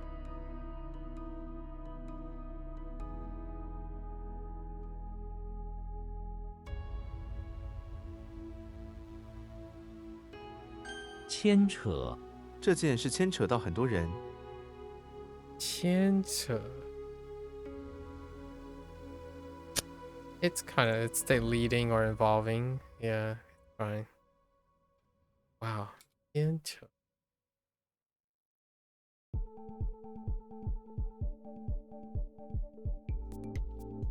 叠， Or like tumble or like fall over.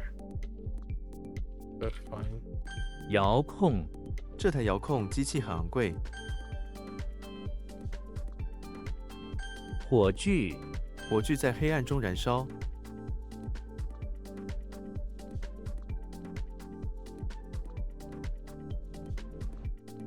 gotta be sure about this. So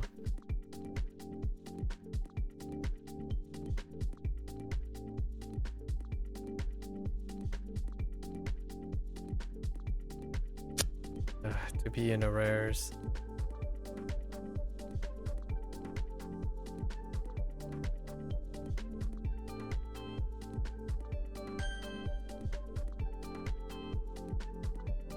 Xi, Or beg.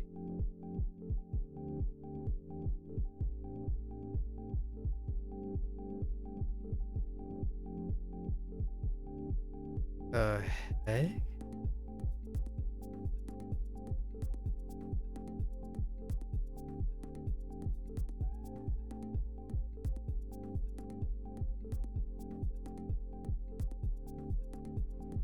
I don't. What the?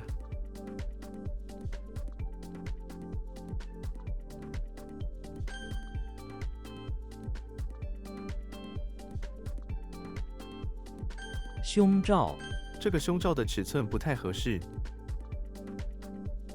Okay. Hang on.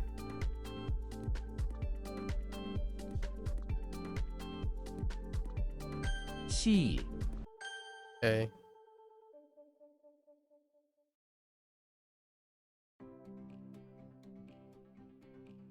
Yo, what?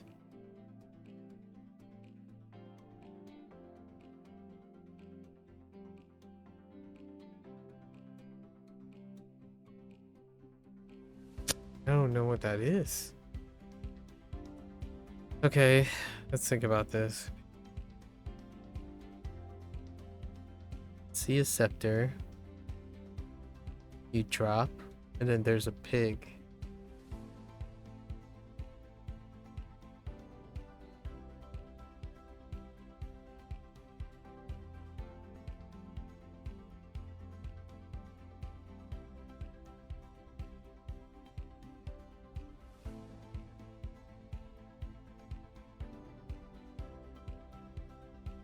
No idea.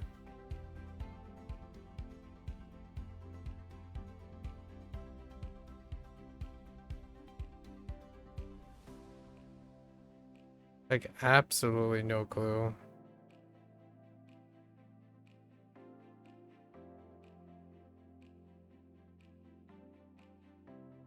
Oh, wait.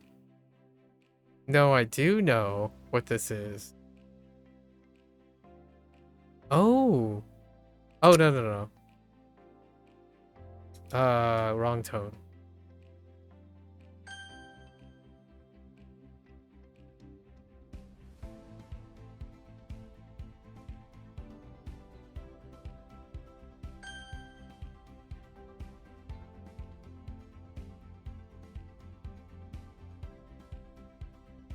Yi,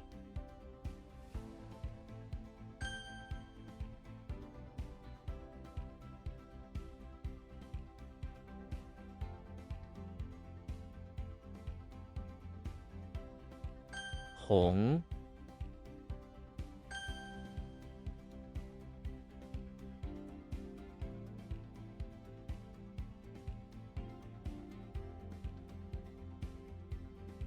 Hmm. Yeah, this is浊， Fizzle.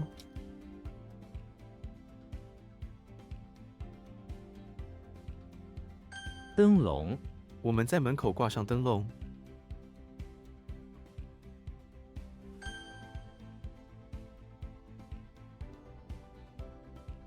媚，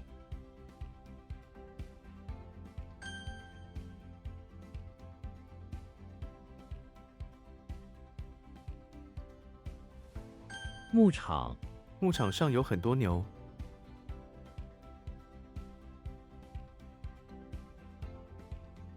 牧，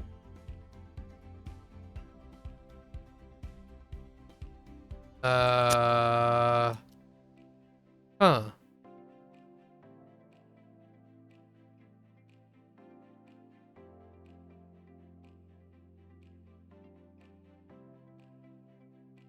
Hung.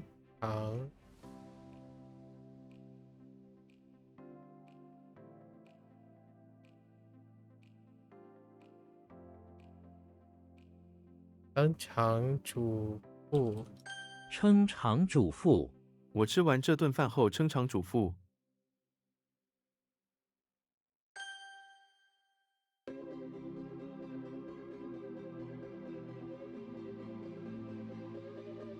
芳香。房间里充满了芳香的味道。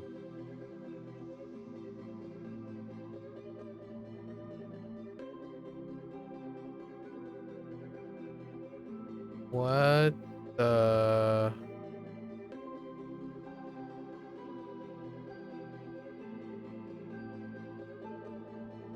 马桶。这间房间有一个马桶。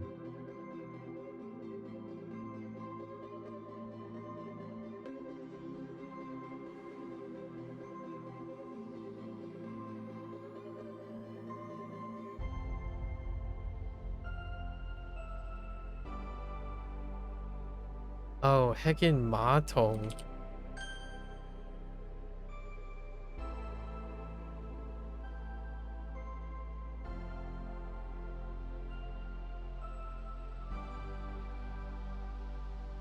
I don't know what that is. Me and a hamper? How does that work with Sha?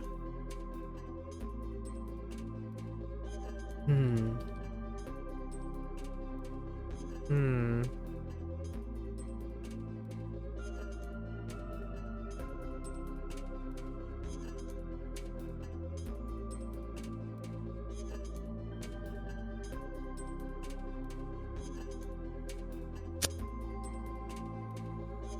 Oh. My bad.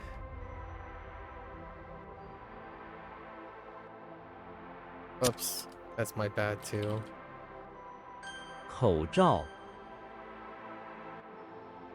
架。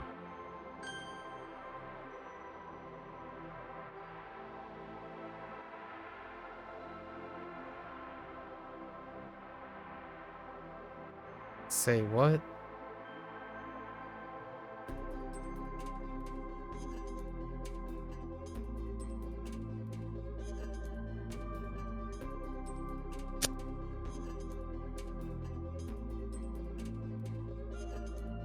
What? 袋。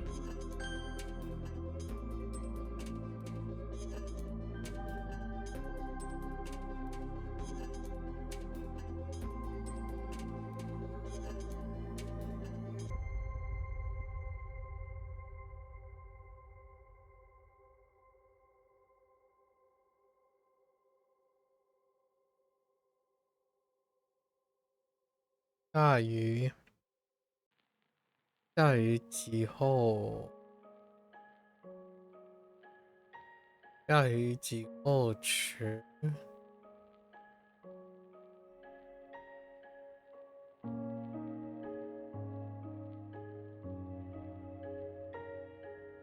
糖王。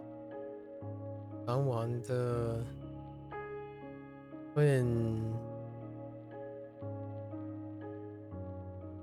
的哦混浊了。混浊。下雨之后，池塘变得浑浊了。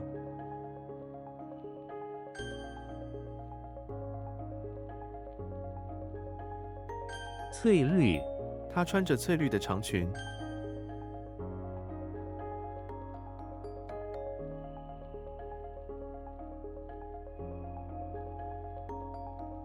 哦，怂那生怂。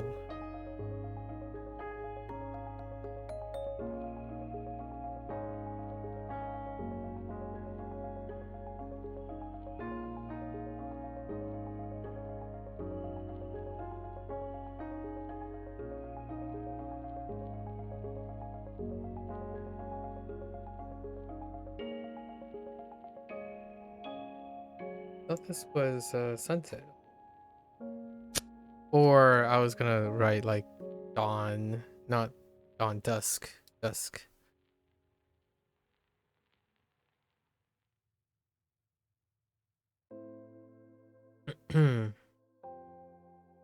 耸肩。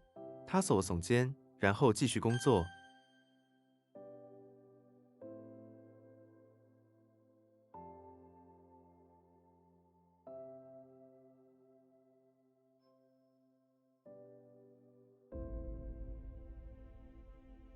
一群狼，人们警告远离那一群狼。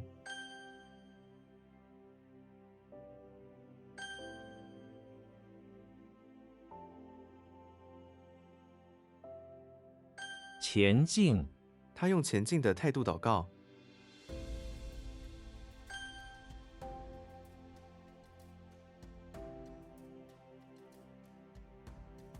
哺乳动物。哺乳动物，大象是一种哺乳动物。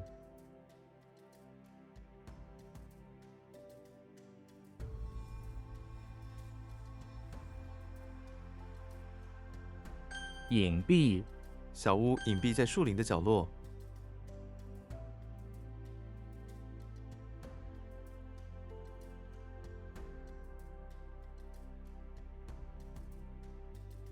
谈，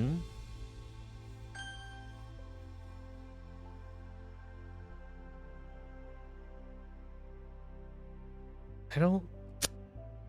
Wait.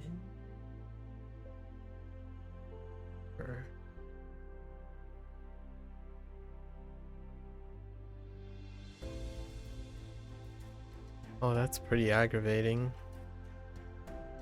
Hmm. 绝，害，平，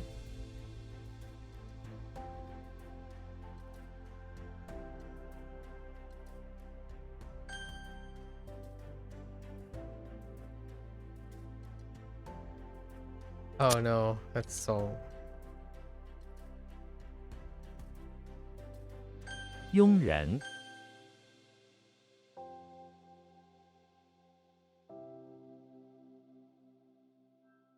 牲畜，这个农场有许多牲畜。兜售，有人在网上兜售假货。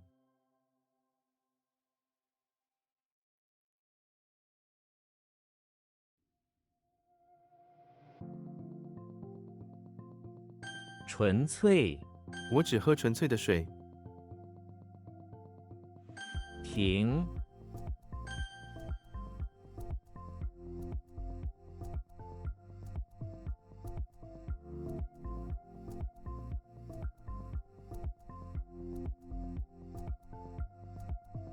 你习惯 Oh no. Yes. No. 喜情 What is that? Or and lack.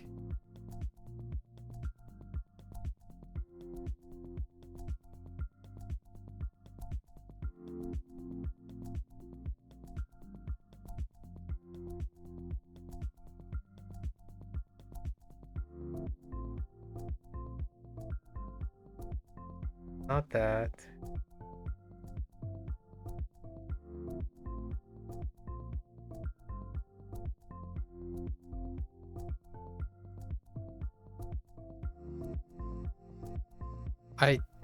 I did I not type T? That didn't change. But I didn't know it as chess though. I didn't know the definition. But I knew the read is 下棋.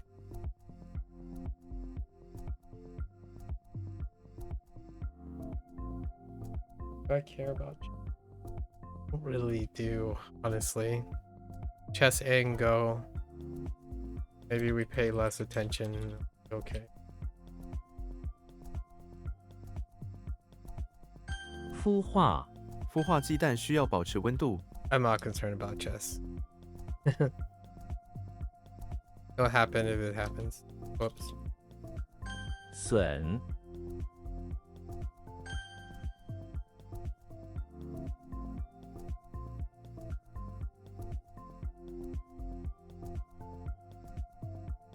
揉眼睛，老师说不要用力揉眼睛。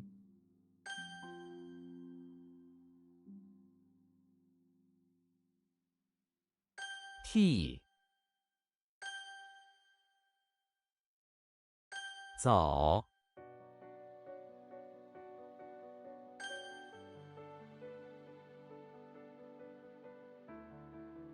What? Oh, Pierre. 揉成，把泥土和水揉成粘土。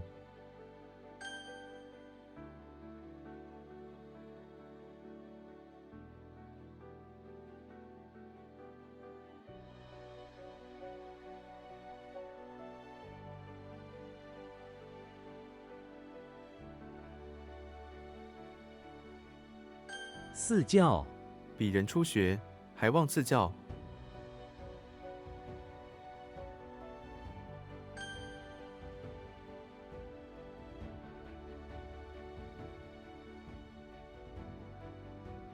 孵化器，我们需要一个新的孵化器。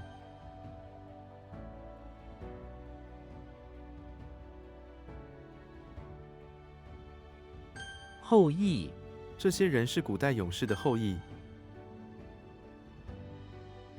鹅，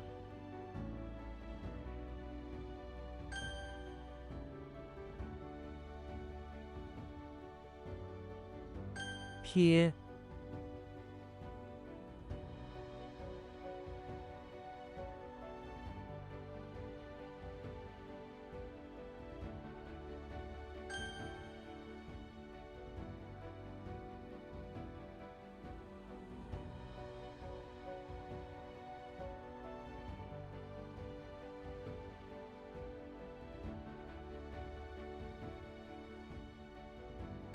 海啸，地震可能引发海啸。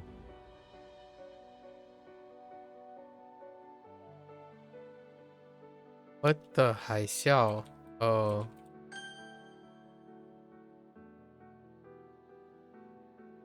下棋，你喜欢下棋吗？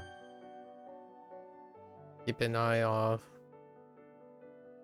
Yeah, we're gonna link. We're gonna link E with. What the heck is Go? I have to look. Those two are very specific.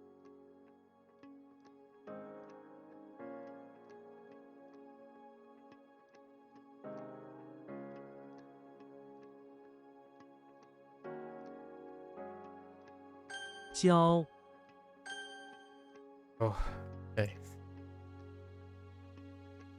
50 minutes to spare. Got 50 minutes to eat.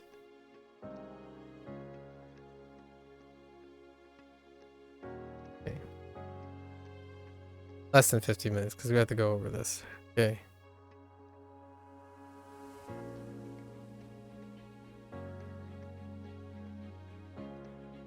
Nian. Ooh.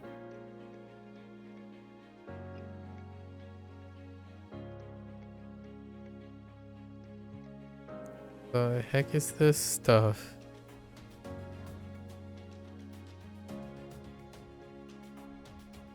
Oh. Yi.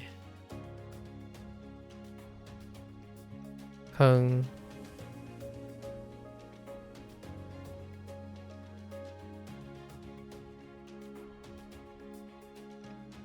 Ah.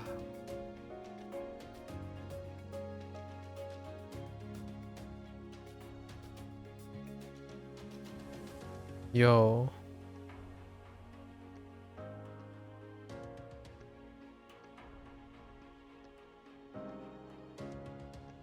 Guan.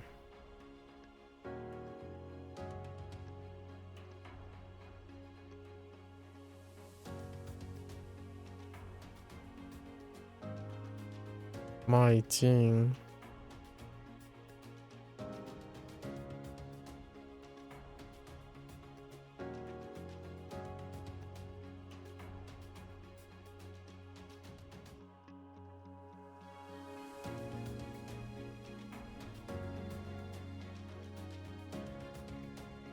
Si Li.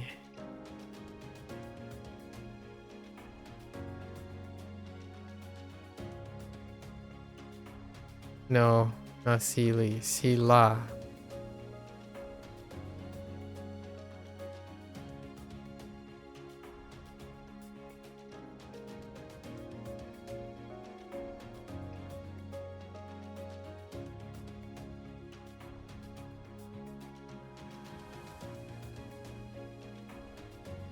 八宿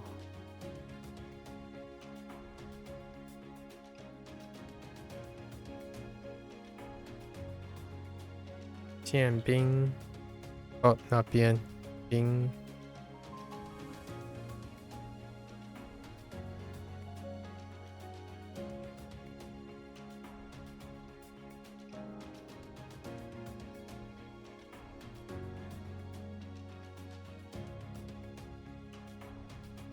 孝经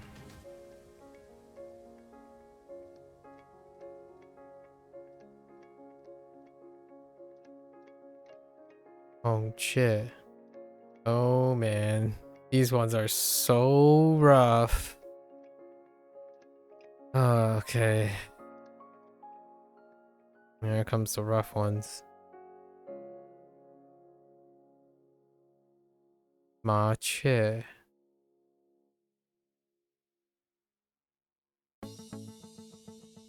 笑话 Okay, those are not too bad actually. 车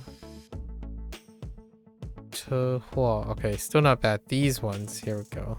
Oh no, this one's pretty good too. Actually, there aren't too many bad ones. Not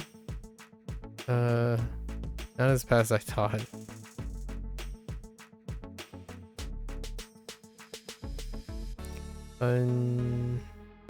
Bunga. Okay, this one pretty rough.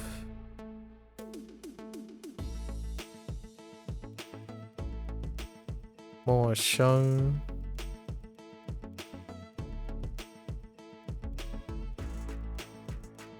Yeah, Mo Sheng is pretty bad.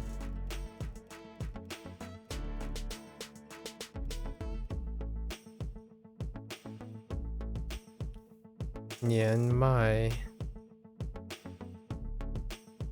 Rough, not. And then Sheng. Oh, this one's pretty rough too. Sheng Ya. Alright. Neo. Too much details in here. Neo is in the pawn shop where he once again opens a fortune, right? Where it says that he's gonna need, I don't know, an umbrella because suddenly a bunch of grain stock and some rice or a snowflake later is just gonna get all sticky. It's gonna get all sticky with it. Okay. Frankenstein. Basement. This is a rehash too. In the basement of his house. Got that set up with the shack. This underground government. Slenderman hoped to bow as payment.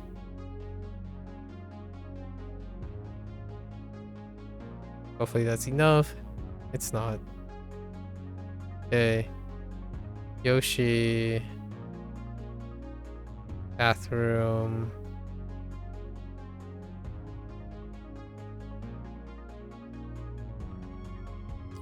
Of the house. There's a guard that is being obstructed by a guard, a pick guard. But he really needs to go to the bathroom, so he's resolute about it and start hurling his eggs at the pick guard. Resolutely, I suppose. Hermit on the immaculate lawn of the English Manor. Trying not to get in the way of the kids. Digging up the dirt and messing up the immaculate lawn to create a pit. Hermit simply breaks out a turntable and tries to entertain and encourage the kids to have fun.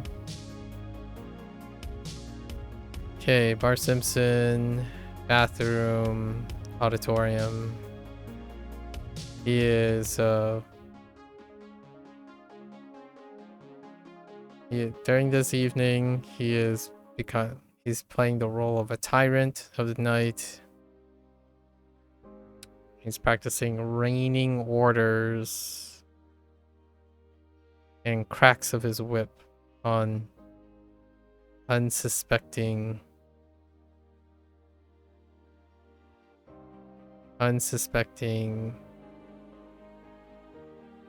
audience members. Approach the bathroom. Hey, Yoshi, bathroom, bakery. Caught word of some enticing grain stalks by the stairs. Went to grab it, right?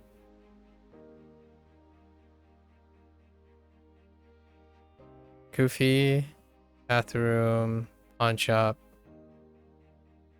Responsible for taking care of the stork.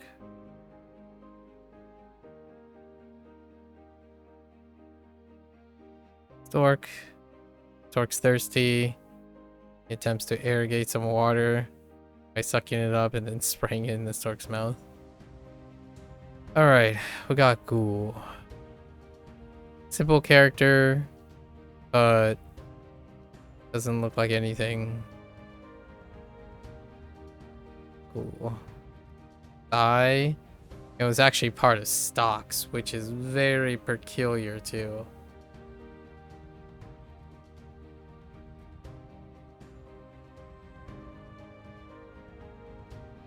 Gu Pian.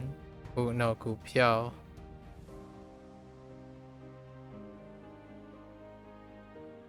Right. Wait.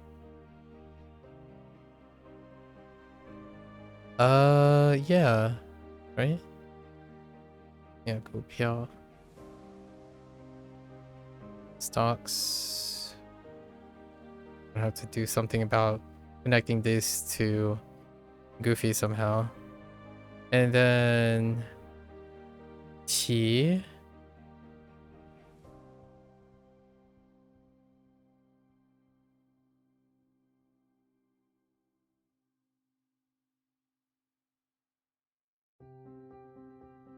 Chess. Yeah, it's gonna be tough. I think we're just gonna combine it with Go, which I have no idea anymore. Oh, dang it. It's Yi.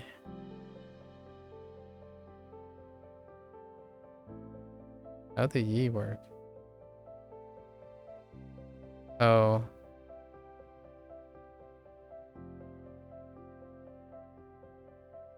That doesn't look right. It's like pedestal. Oh? Oh yeah, that is what it is. Okay.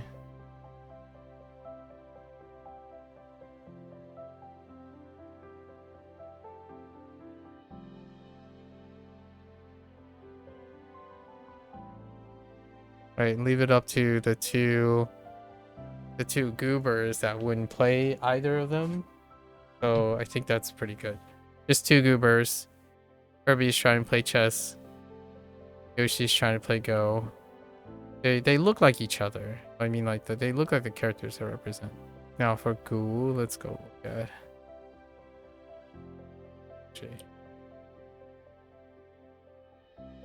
Oh, the top stroke is shorter. Anyways. Oh, let's look at thigh. Body parts. Body parts, I tell you. Body parts. Alright. So maybe like Goofy is in the house looking for something to house during the night, looking for something to chew on. He was hoping for some sort of thigh bone left over, stashed somewhere in the basement. Instead, it ended up being a missile. Maybe like a fireworks missile, which end up going off and waking everyone up in the night. Thigh bone? I guess. Thigh bone at night, looking for a thigh bone? Ugh. Which turned out to be a missile? Okay. The thigh and the missile is the same thing. Hopefully that settles that. Alright, that's a wrap for today. End of our session. Our HanziHero session. If you're gonna watch this later, 谢谢. As always, feel free to follow along, pick up HanziHero, give it a try. You're always welcome to come on by, share some stories. You know, exercise discreetness if you're enjoying yourself, enjoying a pint here and there, right? And always nice to catch up with people on a regular basis, keep each other company. The idea of keeping in daily contact is kind of a welcoming daily contact is really to encourage people to think about wanting to share things, right? But more in a casual sense. Like, we're not talking about, am I ending stream now? Yeah, I am. We don't have anything else planned. So the thing about encouraging discussions is that a lot of times on the internet, right, we have a lot of incentives to try to publicly publish things for everyone to see. But there is a lot of value to trying to encourage people in like the micro transactions, not the macro transactions. Like, not everyone has to record things for posterity or clout. The idea is sharing on a daily basis with someone may make you want to pay attention to the things that are happening in your lives and in the lives of others. Paying attention to the micro things from day to day can make one feel more active in their one's life. Like, I understand in the hustle culture, which I talked to Jazz earlier, that people live at like 50 miles per hour online. Like, when you start something, I hope you rest up. Yeah, no worries. The time, it's almost it's 2:25 a.m. I have to get ready for something at 3 a.m. So Saturdays, like Fridays into Saturdays, there's something at 3 a.m. So one of the things, right, we want to encourage each other, and it's not about impressing people. I think one of the things about the internet hustle culture, which Jazz and I talked about earlier today, is often about how people are constantly living at like 60 miles per hour, sorry, English units, or like 100 kilometers, 110 kilometers per second, or per second, or something like that. Is the idea that when you start something, the only thing interesting to report, right? The only thing interesting to report is when you achieve big milestones, and you want to achieve those big milestones, leaps and bounds every single month, or else you don't catch up with people. But 90% of the time, I know this sounds really obvious when you're not doing this, but 100 kilometers per, I know, we're exaggerating here. We're exaggerating. I wasn't making equivalents. I just chose the number. So what happens is that people think of things as milestones, which is not true. Like, it sounds obvious now, where 99% of the time, I would say, 99% is fairly big. We'll say like 80 conservatively. 80% of the time, you're actually doing your daily routines, your typical habits, formations. Those are the small stuff. So if you're not interested in the small stuff, then you're going to spend 80 to 90% of your time being really depressed, upset, disappointed, drifting. So that's kind of why we're talking about keeping in contact with people, being encouraged, encouraging others to be present in their lives, right? when you have a motivation to share something on a daily basis, or like a fun fact on a daily basis, it also gives the incentive that small actions on a daily basis and routine helps one stay consistently content while reaching for those milestones. It's difficult to appreciate the little things if you don't have someone who's participating in the little things. The rest of your life, you're prepping for those things. It's kind of like sleeping, eating, dieting, exercising. Yes, you have goals that are milestones and whatnot. The reality is 80 to 90% of the time you're working towards those goals. So being able to be interested in the little things that happen, being able to slow down and not get swept up in the hustle culture a lot of times. Every little helps. Tesco motto, if it's not a thing over the pond. I don't know if that motto is ascribed to that, but every little helps is also a motto from other places. It's a supermarket. Every little okay, that's probably not coming from that supermarket, but every little helps is a slogan for for a lot of other things too. So anyways, that's kind of the idea. Whatever it is, it could be anything that encourages someone to be more interested, right? Like you want to find something interesting every day. Otherwise, like, you're gonna spend 80 to 90% of the time not liking things. We talked about food a lot today. So food was obviously the centerpiece, but sleep is also the centerpiece. Resting, going for a walk, slowing down things. It's nice to be able to appreciate that, because you're going to be spending a lot of time doing that.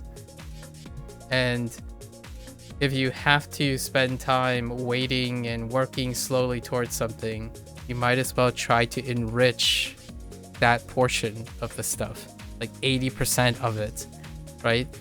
Just being slightly excited about what you eat each day and like routinely changing it every 2 or 3 weeks impacts like you at least 2 or 3 times every single day. These are the habits that form your life. So making a habit to want to tell someone about it, or making a habit of a routine of like, hey, I'm gonna go sip my favorite drink, stare out into the window and contemplate about getting ready for the day. That's a great routine. It helps with something that you can do every single day and find some calmness in it. That's kind of the idea. Like, I am not specifically only studying and keeping consistent with this type of thing, like HanziHero, Wanikani, and Boonpro, out of the sheer focus and reward of, I don't know, being able to read Chinese or Japanese one day and stuff like that. That happens when it's going to happen. The main focus that I have is in the present. Like, how do I keep doing it day in and day out, but slightly better, and constantly offsetting the grind mentality or the burnout mentality? Like, I'm no more enthusiastic. Well, technically, I'm slightly more enthusiastic as time goes on. To me, when I hear people caught up in the hustle culture, which means a lot of things to me, so I've talked about many branches before, one of the consequences of the hustle culture is that the hustle makes most things in the long term, not the short term, the long term, exponentially more grindy over time. That's the burnout. That's the why even bother. I'm moving at a snail's pace. I'm not moving fast enough. So hopefully, talking to someone, finding the interesting things in your day to day is great. Like, I read a special fact each day, or I look forward to doing the trivia. Some people do crossword puzzles, they do Wordle, that type of thing, right? Your little things do add up. And also, the opposite is true. Stress, fatigue, stamina do add up too. Yeah, hustle is unsustainable. If you keep hustling, you're gonna run out of energy at some point. Like, and it's very hard to recover from the time you lost from a hustle. So what I mean is, if you hustle too much, it often leads to injury. That's both mentally and physically. And that time you lose, can be very traumatic. Like, it can be traumatic to the point where you can go back to the hustle and it feeds itself. So it's very dangerous. Like, if you get injured, right? Jazz recently injured his leg, I think, and it's really reassuring that even his doctor said, like, okay, so this is gonna be a test of patience. You want to take it carefully, slow down, don't like jump right back in, like oh no, you've lost all that time, now you're gonna go catch up. That's a vicious cycle. Hustle into burnout. Burnout is an injury up here, right? Burnout, injury, and then you're like, oh, you lost some time, now you're gonna go even harder, so you hustle even more, and then it keeps going back and forth. So learn to slow down a little bit. All the small stuff can be really wonderful. Whatever it is, it can be anything, right? So your sky's the limit. For me, doing this is already enough. Anyways, thanks for keeping me company, Proko. And that's a wrap for today. Again, always welcome. Let me know how you deal with the hustle, right? You didn't realize how physically damaging chronic stress is. You found out that it's systemic, which means it increases your risk of conditions for nearly all your organs. Critical, like negative stress, like cortisol, high cortisol levels, right, from chronic stress. Hope you're careful your mania. Yes, I imagine that has yes. So each and every day we're trying to improve on controlling our cortisol, and it feeds into risk taking as well. So like, if it's not systemic, like biologically responsible, when you're hustling and you're not recovering properly, it leads to systemic risk taking, right? Your performance dips as your risk taking goes up. So it's so gradual. Chronic stress and like chronic behavior is gradual. You can't see it as it's happening. It's very difficult. And then it's usually the last straw that breaks the camel's back that you start processing, like, okay, that I've just crossed the threshold. And it already happened like many years ago. Like, you can be under chronic stress for years before you see the sufficiency go away, and to go back and try to undo or like to change and actively remediate the long-standing habits without being aware of it. That's what I mean. Encourage each other. Like, hopefully you have a system of support around. Encourage each other to be active and aware in the present time, because chronic stress is silent to the one person. It's less silent when there are two people interacting. Cortisol is when a lion's chasing you, and having a habitual reaction of cortisol spikes can never be good. Yeah. So these things build up. It's like sleep. Sleep catches up with you. It doesn't suddenly slap you in the face. Sleep deprivation, it tugs on you over time. Fatigue tugs on you over time, but you recover. The thing is, as over time, your recovery is less and less prominent, largely because your habits are starting to solidify. So if you're constantly on a downward trend, the longer that downward trend is, the more robust you are. You're young, you can accommodate this. But that doesn't mean you can easily unfix or change all the habits across that time period. So being able to have caring people. Like it comes down to support systems, right? Like if you're around someone, it is less silent when you interact with people. So having a nice like 3 or 4 support system around, and you're encouraged to share between each other, it creates a maintenance cycle that allows one to like have some feedback, especially when you're like, oh, I'm getting more tired. It's like, yeah, I just work harder. But the idea is that you don't know how hard you're working relative to the things you're declining in unless there's interaction with someone else, right? Or a machine, I guess. AI learning could help with that, like trackers, right? Trackers, if you don't have a support system, trackers are really wonderful. However, they don't respond to you, right? Like respond to you in a way that would circumvent or be preventative in out of concern. Like machine can give you patterns of stuff, which is great. Use both, basically. Use both. Anyways, and I'm encouraging both, obviously. One is more accessible than humans. Other human support systems, that's kind of irreplaceable. And it's always, in my opinion, often a wonderful investment if you're able to. All right. So until then, we'll see you guys next time. 大家下次见，感谢观看。All right. Take care. Stay safe. Thanks for watching. Bye bye.